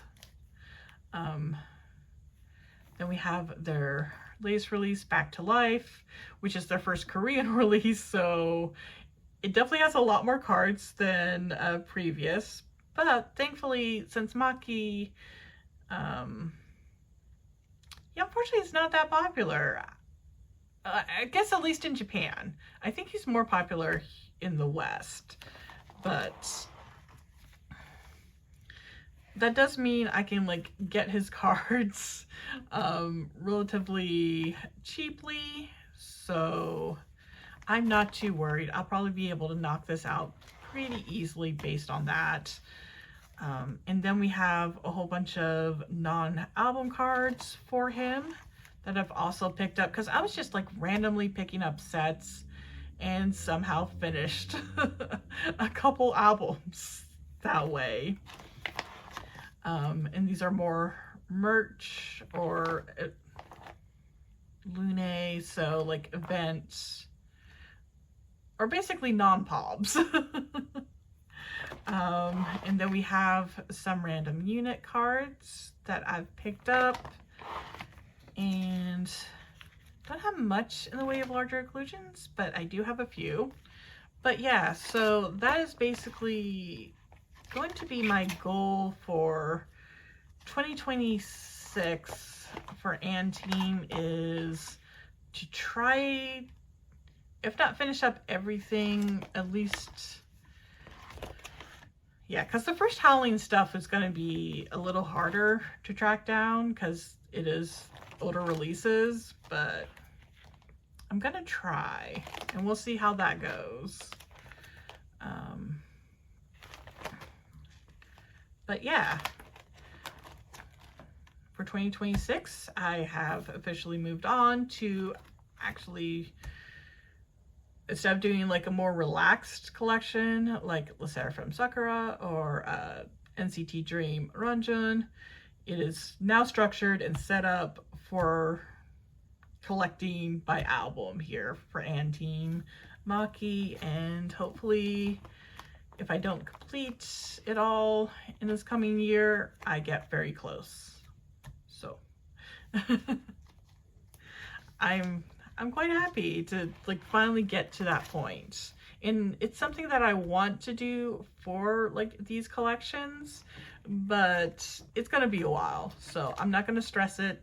I'll get there when I get there. And And I'm not too worried about this being full because there's a collection in my second miscellaneous binder that is going to be moved into its own, and then I can like shuffle a couple of these collections into that binder, and that will give it room to grow. So speaking of which, let's get into that miscellaneous 2 binder. All right, this is my second miscellaneous binder, and it is very much ready for a collection to find its new home, which will be Xikers. It is easily the largest collection I have in here, especially since in 2025, I decided to expand on what I'm collecting. Instead of just Seon, I'm collecting top 3, which is of course Seon, Jinchik, and Yujin. So with that, they are the top priority now to get a binder to move them into, so that way this binder has room and I can get some more room in my other miscellaneous binder when I shuffle everything. But yes, I've actually found it pretty easy collecting and expanding for these members.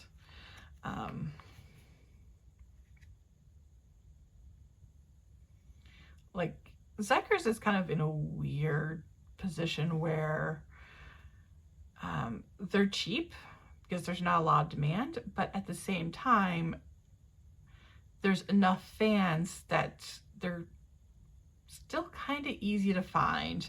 I think the only era is like their debut. That's a little bit more difficult.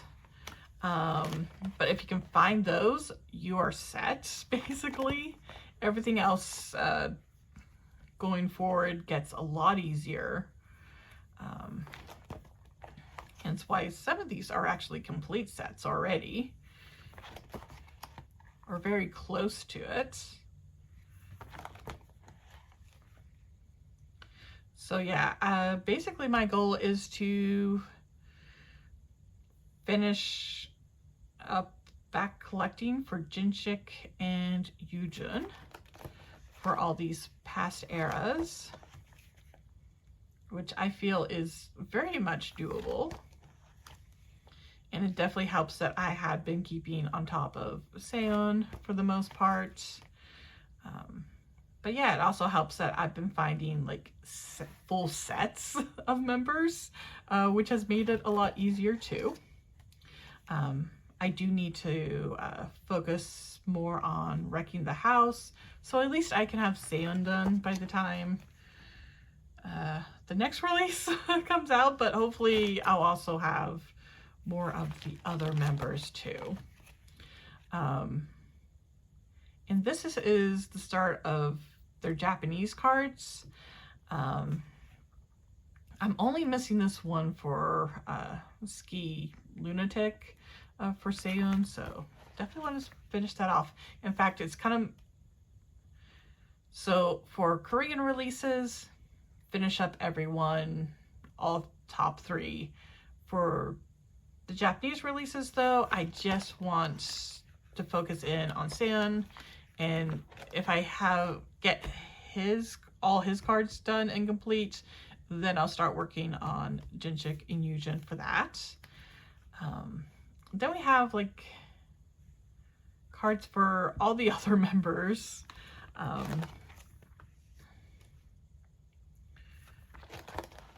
Which I kept, which is basically these, because you got a OT10 set for whatever their platform version was for their debut. And since I have Seon on his own with the other collection, it made like for perfect 9 pockets. And I am doing kind of like ATEEZ where it will be like random, some top 3 collections here. And I need to complete this. And then of course for Seon, since he is the bias, I just have lots of pops and store exclusives, and for him, I just, if I can find it, I want it. I would like to eventually just have, you know, just do that flip, and it's like so many pages of nothing but Seon. That is the goal, so need to just keep collecting for that. Let's see. Yeah, that's an Pacific, that's a tour card that a friend got for me. I was so grateful.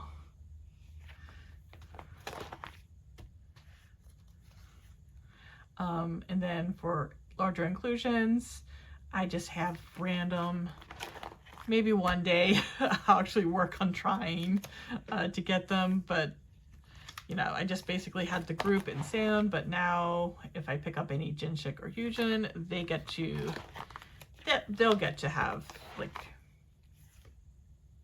homes back here. But yes, this is definitely quite the thick collection. Will easily fit in a 3-inch binder. And the way it's growing, it probably needs one. All right, and then we kind of segue back into some more J-pop. I'm not like super into them, but I do like Wolf Harmony quite a bit. They're from LDH, which is the company that has like Exile. They had E-Girls when that existed. So I like them, and I decided, you know, might as well pick up some of their cards, though it's the same thing like I brought up with other J-pop groups. They're not really released pure albums so much, or release. So it's very random. I have been slacking, so one of my goals is to actually, you know, pick up at least a couple more sets for them, have it grow just a little bit. Because I do like the group, I really like their music. All 4 of them are amazing vocalists, really. Oh, and this is for when I start collecting sets. I don't actually, you know, put them in. These, I first try to collect them all, and then I sort them. So that's what that page is.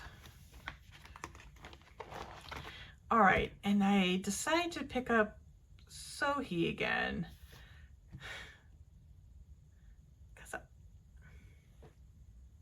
SM, I have so many issues with them, especially now with Rise, because that whole thing was a mess. But I like Rise. I like their music. I really like Sohee, and like Sungchan and Shotaro, and SM messed up so much for them and kind of pisses me off. But I decided to bring back my Sohee collection, but it's going to be in the same vein where it's like I pick up what I pick up. If I can find things cheap, I'll find things cheap and pick them up. I do want to avoid buying anything new because I don't like SM. But yeah, so this is just a random miscellaneous collection. And it's probably going to stay on the smaller side for a while.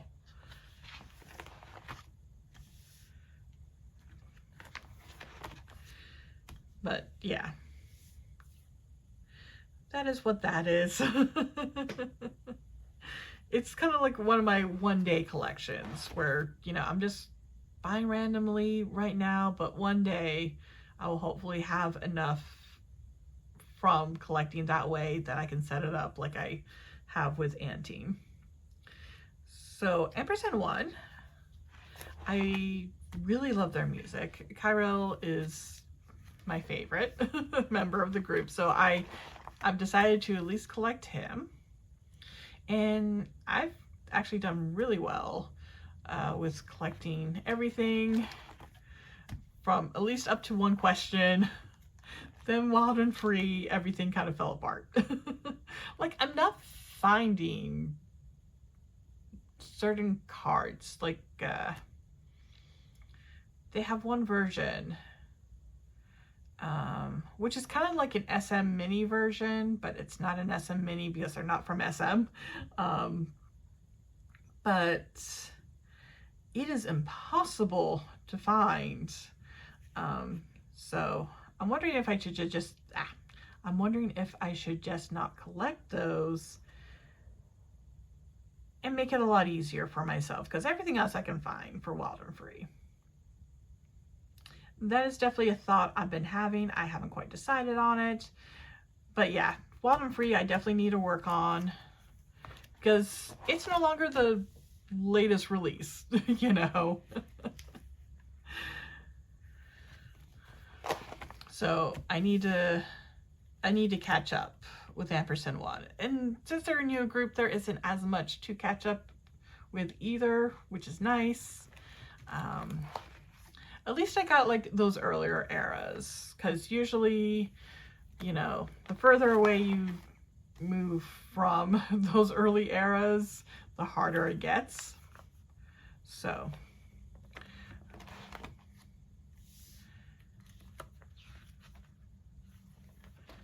I'm just gonna have to remember this is another smaller collection that's supposed to be stress-free. So if I got something that's stressing me out, I just need to let it go. Let it go and enjoy what I have, which I'm very happy with because they are cute cards. And their music's a lot of fun too, so yay. Okay, so a collection that's a lot less stress-free is illit here. My bias is Yuna.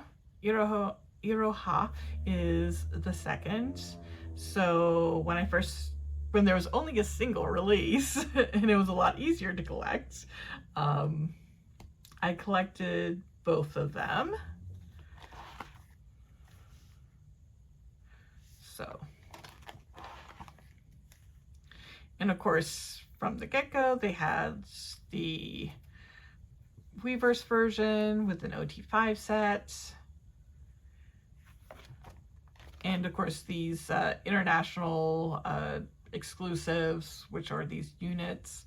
And it was so perfect. You know, there were only 4 of those.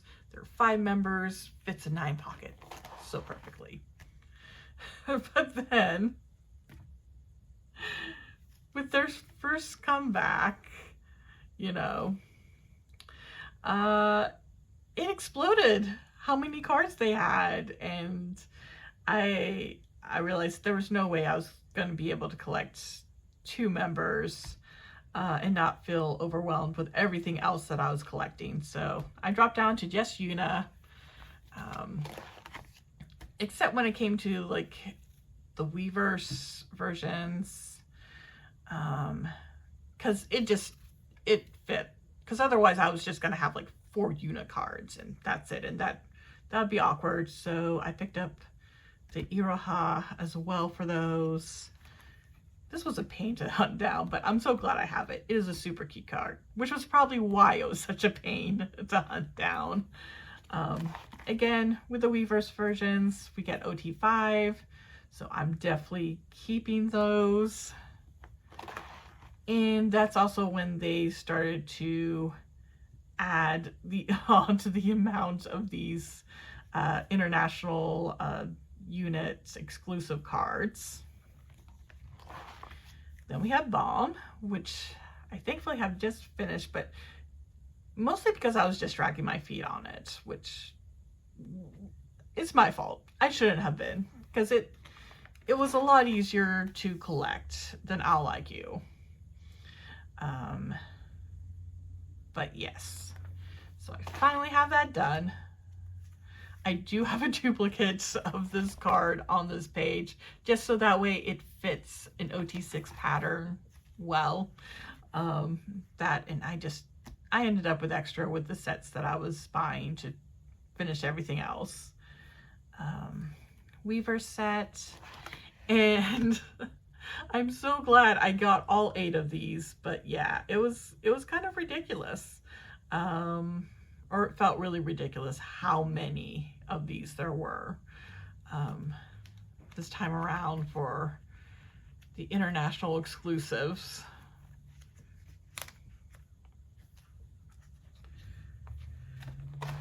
And then we have current era of Not Cute Anymore. I feel so lucky that I pulled this Yuna, because, you know, I've been looking at like getting the other cards for her, because I do not want to drag my feet on completing this time around. And yeah, that's definitely like the most expensive card for her. So again, very glad that I pulled it. But yeah, hopefully I'll be filling this up and completing this very quickly. That is the hope.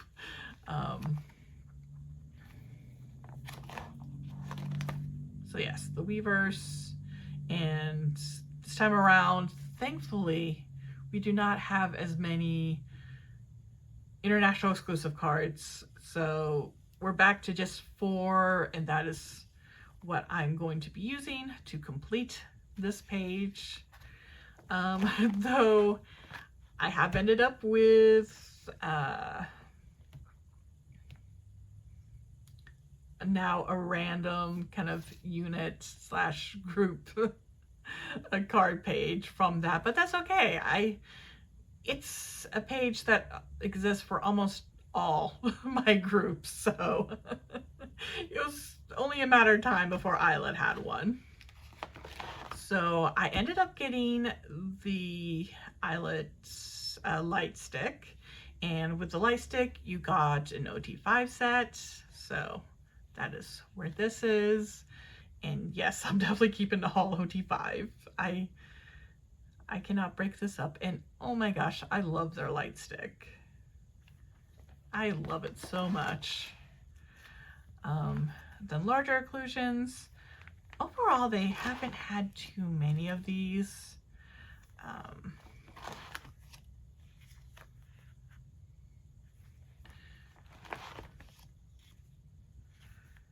And then, so when I was collecting I Like You, I ended up with like a random, I forget if this was like from a store or a pop, but either way, I have it.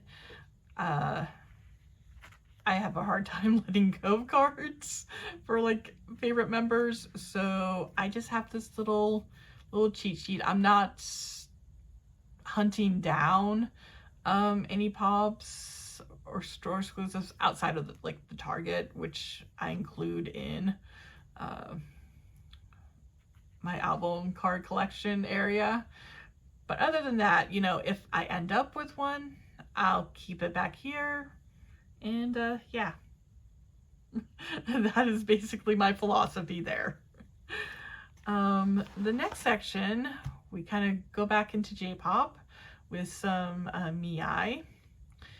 So Momona Kasahara, she's my bias. She was actually part of a Hello Project, which is the company that has like Morning Musume. They also have other groups. One of them is Andrum, and which Momona was a part of when she was, yeah, just a teenager really. She graduated from the group, kind of took a break, and then went on to produce 101 Japan. And she ended up in Miai, which honestly. It's like they barely gave her any screen time, but she was still like ranking pretty much at the top all the time. Her fan base, it was there. So I don't know why Lap 1 wasn't you know, making use of that, but apparently Lap 1 is just kind of a terrible company. But I really like Momina, so I figure I'll at least collect 3 cards, pure release for her. Plus, I'm getting it all secondhand, so I'm not directly at least giving Lap 1 money, which is good because, again, Lap 1, they just kind of suck as a company. This page, because they have their first album, which I don't have cards for yet. I should be getting some though.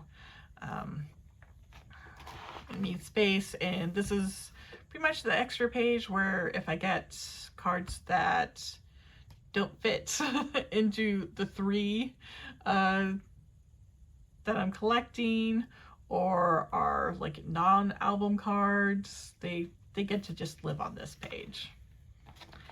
And since I buy a lot of secondhand, I don't have much in the way of large inclusions, but I have this little film strip that I got with one of the card sets that I bought. And yeah, that's just that small little collection. And then we have the latest collection, which is AHOF. So people at the K-pop store near me, they're majorly into AHOF. They got me into AHOF. If I can get anyone else into AHOF, I think I have done my duty. They are a really great group.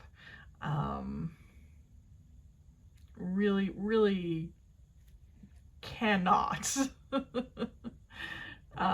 recommend them enough. But yes, top 2, Steven and Shuebo. So I have all of We Are Who We Are, which is their debut, and I was waiting to be done with this debut era before I started working on their comeback, and I just finished this. So goal is to get the cards for their first comeback, The Passage. But yeah, what I decided to do, since there were only like 5 cards per member, is to also get these unit cards, because there were 3 of them, so I figured that would actually nicely fill out this page, so there wasn't a whole bunch of like placeholders that I needed to put in there. It is a 9-member group. And this is, you got an OT9 set with the platform version. So I ended up getting the full OT9. So, because I find like that's usually like the easiest way for me to kind of, oh my gosh, I'm losing kind of my train of thought here. But no, if I like the group, you know, I like the group, but there's only so many members I can collect. But having like full sets, it's nice to have, so that way I have something for the full group. I think that's what I was actually trying to go for, but then got completely lost somewhere. But yes, unfortunately, Shihan, he had to go on a medical break after their debut. He is back already, so very happy, but he did miss out on their comeback, so it's gonna be really sad to have an OT8 set, because it's like, no, they're OT9. They're really OT9. But yeah, this is what these pages are. It's basically going to be set up the same way as I have this set up. Is that instead of unit cards, since they have so many unit cards this time around, instead they have 3 full group cards, and that's what I'll be putting in there instead. But yeah, gonna keep it all basically the same. So yeah, I'm very happy to see this collection grow and see this group grow, and hopefully more international fans, you know, start tuning into them. So that is basically all my active binders. There's one other binder though that I only pull out for these collection tours. It is, I don't even know how to explain it. It's not really so much miscellaneous. It is miscellaneous, but in a very hodgepodge kind of way. So let me bring that up and we'll go over it. Okay, so this is probably less of a miscellaneous binder. I think random is a better fit for it. But yes, so like I mentioned before, there was a time where I was collecting Morning Musume and I was like pre-ordering their releases. So these are basically all my pulls from those releases. And these are all different members of the group. And I did end up, technically these cards that you're seeing the back of, those are also Sakura cards. I was just using them as like kind of placeholders, because what else was I going to use them for? Oh,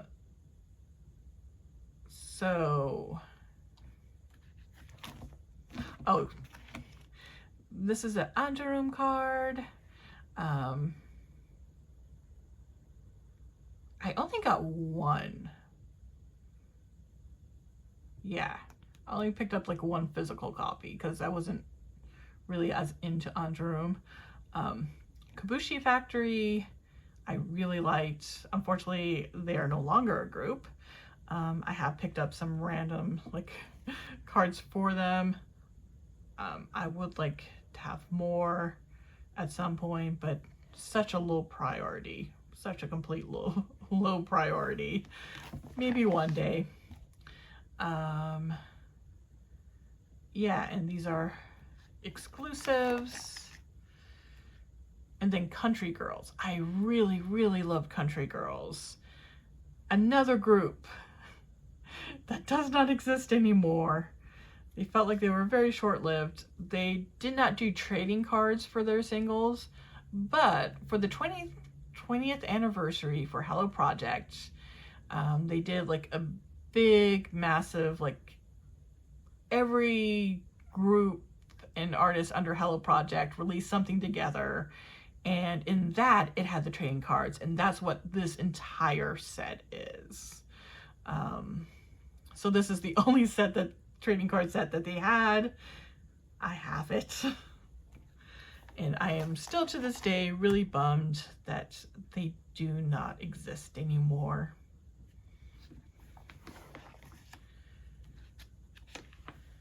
And now we have a whole bunch of other miscellaneous stuff. This first page is technically, I guess, can be considered a Liark and GL page. I got this in one of their singles. I keep on going back and forth of whether or not I want to get the other 4 members of the band, because Yukihiro was the one I pulled. And then Tetsuya,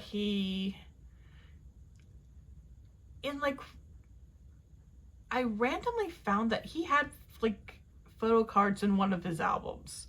Like, I had the album Forever. I'm not sure if I forgot that they were there, but I was just like randomly going through all my CDs and I found them, and it's like, oh, I have these. I could like actually collect trading cards now, so let's put in the binder. So yes.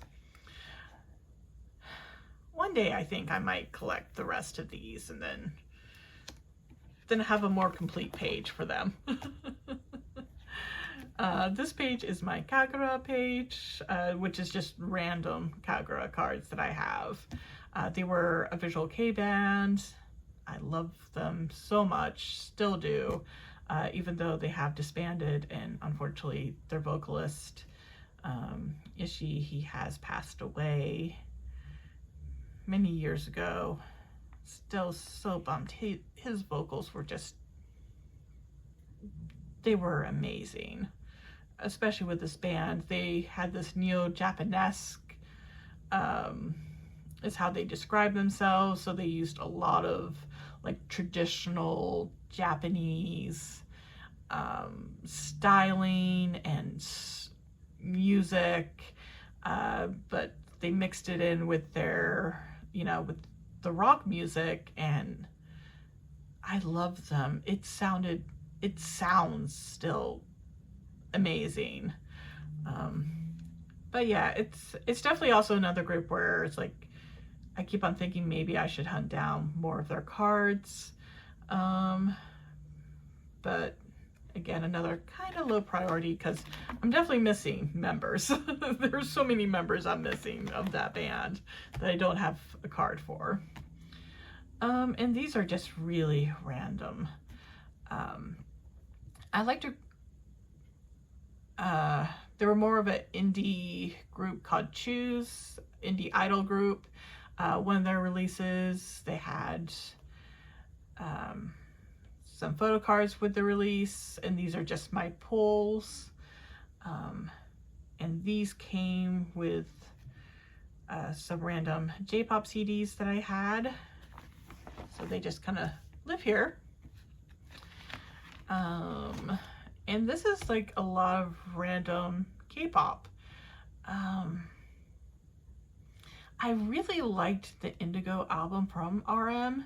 That's like basically the closest I got into like getting into BTS, honestly. So much that I picked up this just because it was just super cheap, but I can't feel like his follow-up album, I don't know, I wasn't vibing with as much, so yeah. I think that's gonna be basically my extent of that.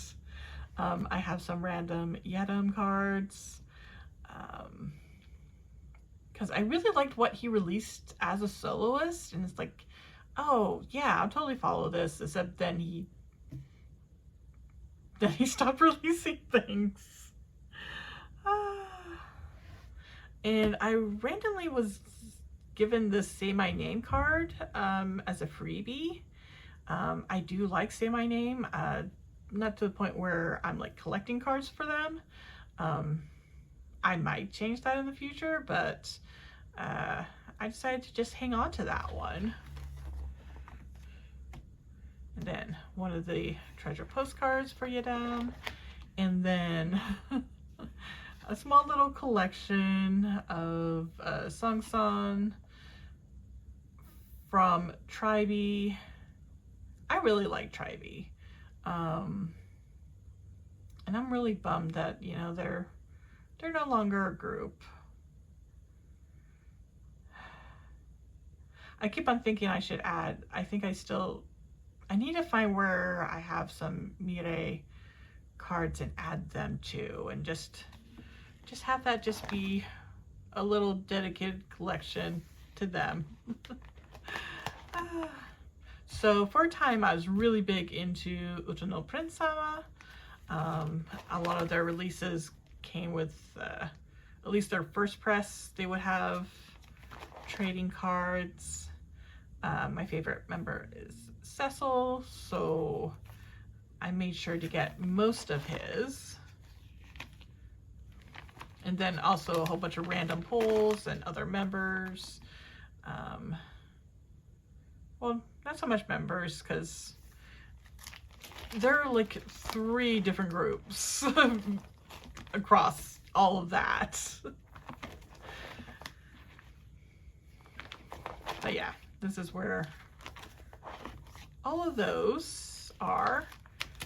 And I did get the full series of these albums through CD Japan, which in Japan the company is known as NeoWing.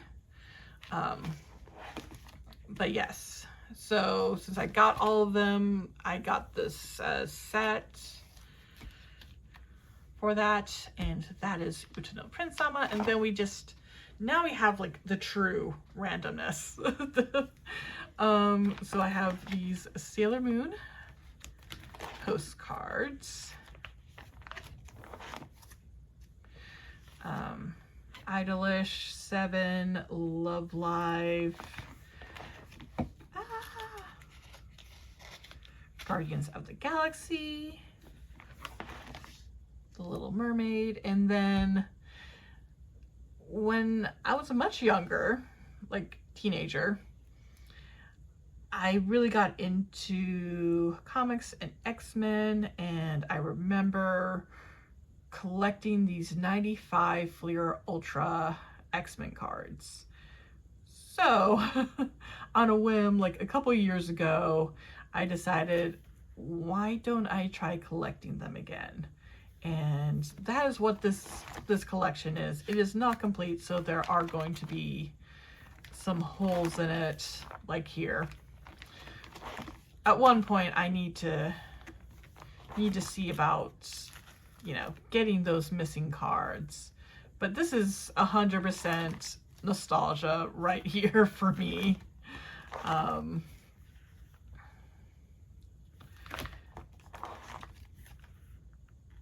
And yeah,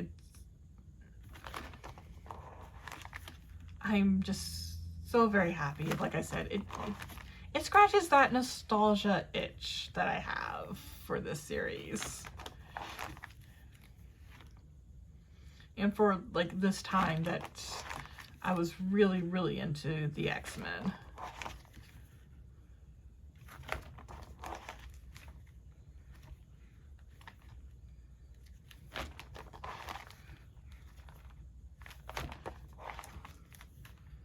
But yeah, I feel like I got really lucky that I had some things that were like near complete sets. Oh, and then I found these like random cards, so they're just kind of chilling back here. Overpower, which is what I believe all of these are from, was a trading card game that came out in, I'm pretty sure it was the 90s. It has a very 90s look to it. So, yes.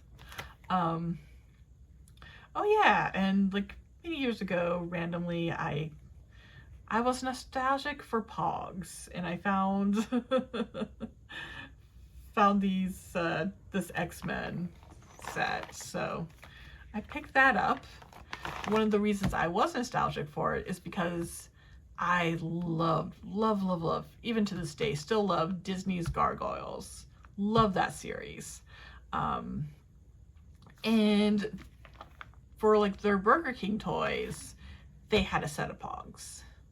And that's what these are. I have kept them that many years, since like the 90s. They have remained in my little collection. So, yes. And these are just a lot of random like anime cards that I collected. I did get a Labubu, so I have a Labubu card.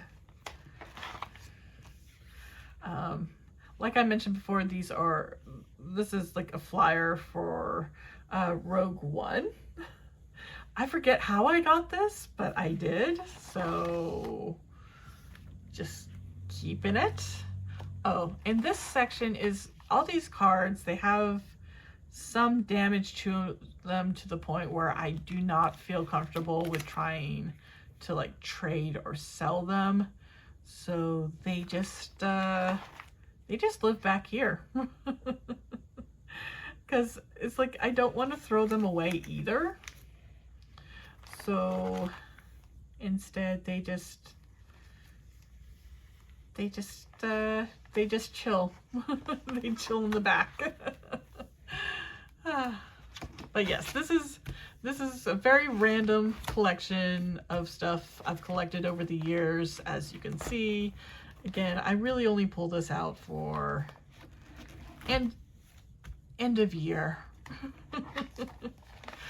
Because it rarely ever changes. So with that, this is actually the final binder. I thank you so much for watching this, because I know this is going to be massively long even after I edit it, because I'm already looking at the length of time for my earlier clips, and yeah, this is gonna be massive. But again, I'm someone who really likes super long videos, so because I tend to watch them while I'm doing something else. So hopefully this, you are the kind of person that likes those kinds of videos too, and that's why you clicked onto this. And yeah, I'm so happy with like how my my collections are going, the fact that I was able to pick up some collections that I had to cut back on before.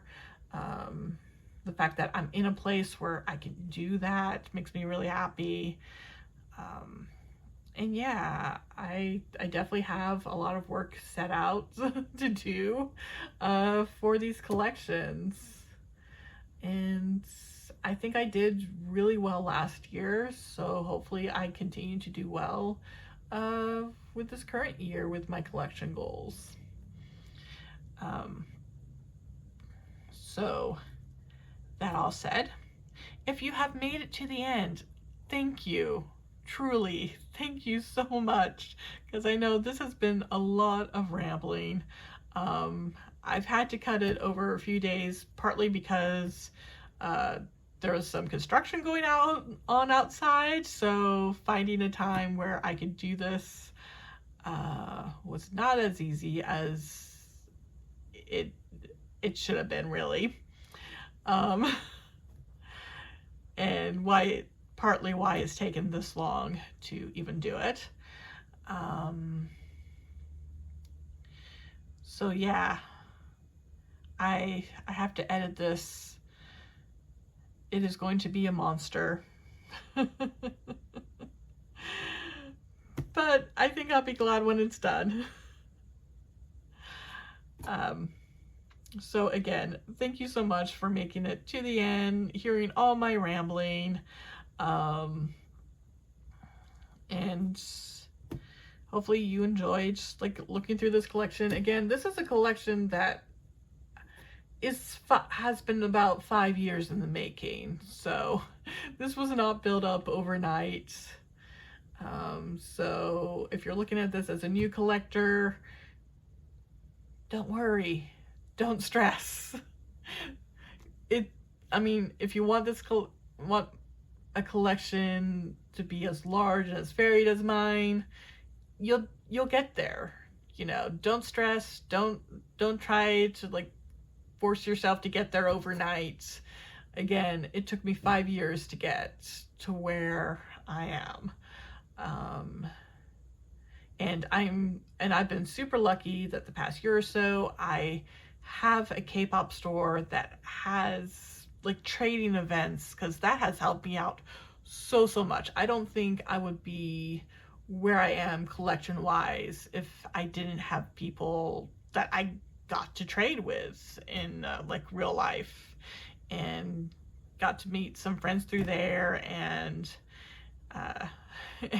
and we know each other's biases and we can help each other out, and it's been fantastic, really. And yeah, I think it's what has allowed me to think that some collections are doable. Like ATEEZ, I don't think I ever would have started collecting them if I didn't have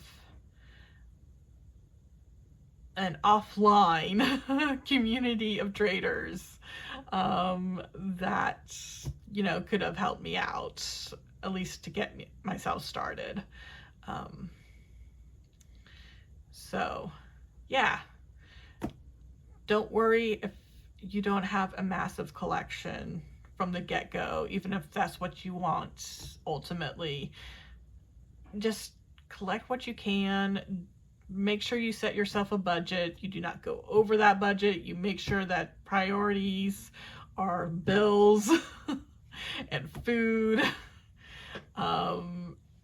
And just, yeah, just don't get yourself in financial trouble for K-pop. I have not. I make sure I do not. I really am only able to buy what I'm able to buy because I have a job that lets me afford to do so. Especially now, hence why, like I brought up, that's why I picked up a lot of collections last year, was that I was finally, or re-picked them up, because I was finally in a place where I could afford to do something. And even then, as I brought up, like those, they're not like me going fully back into collecting. It's just picking things up here and there. Because sometimes that's what a collection just needs to start off as, and maybe eventually you can move it into something a bit more, but you know, and everyone collects in their own way, and yeah, just overall, just don't stress. This is supposed to be a fun hobby. And if you're stressing about it, just, you know, sit back, figure out, you know, what is that stress coming from? And you know, is there any thing that you can do to mitigate it? And if not, you know, do reassess if this is really something that, you know, you want to do. For me, as you saw, I've been collecting trading cards off and on since like the 90s. Not all K-pop, but this is just something that I like to do. I've always liked to do. So if it wasn't K-pop, it would be something else. I've always collected, you know, that's just what I find fun as a hobby. And if you don't find that fun as a hobby, if you feel like you're getting pressure, just, you know, do what's best for you. What makes you have fun, and if you need to make changes, make the changes you need to do. I've done that several times. If you've been watching my videos for a while, you can see everything that I've been going through and that journey. That's kind of like a big reason why I make these videos, is to show the journey of my collecting. First and foremost, everything else is kind of like secondary. Because I know I get a lot of inspiration by watching other collectors, so I hope that, you know, people are looking at my stuff to like maybe get inspired, or maybe realize, oh hey, this collection's kind of doable, or oh hey, maybe I can collect in this way instead of, you know, this other way. But yeah, at the end, you know, just do what makes you happy. And I don't know why this has become a total PSA, but it has. Again, it's just supposed to be thanking viewers. So if you've made it through that, thank you. I've gone into this really chatty phase, so I better end things. So yes, this is gonna come out. This month I've kind of more or less focused on doing some catch up with releases. So there is actually going to be a decent amount. There should be a decent amount of cards that I'll be storing, but of course I'll be first doing a haul video, which will have some album unboxing. So if you're interested in all of that, make sure you subscribe so you don't miss anything. And of course, the big release coming up is ATEEZ Golden Hour Part 4, which I'm hoping I've got quite a bit saved up, so I can hopefully do a decent size unboxing for that on release day. I am hoping, because I also live in an area where they're not always the greatest in getting like the latest ATEEZ albums. I don't know why, but hopefully this time around they'll do good. So again, make sure that you subscribe so you don't miss it. And until next time. Bye. 너는 뛰는 소리 나나?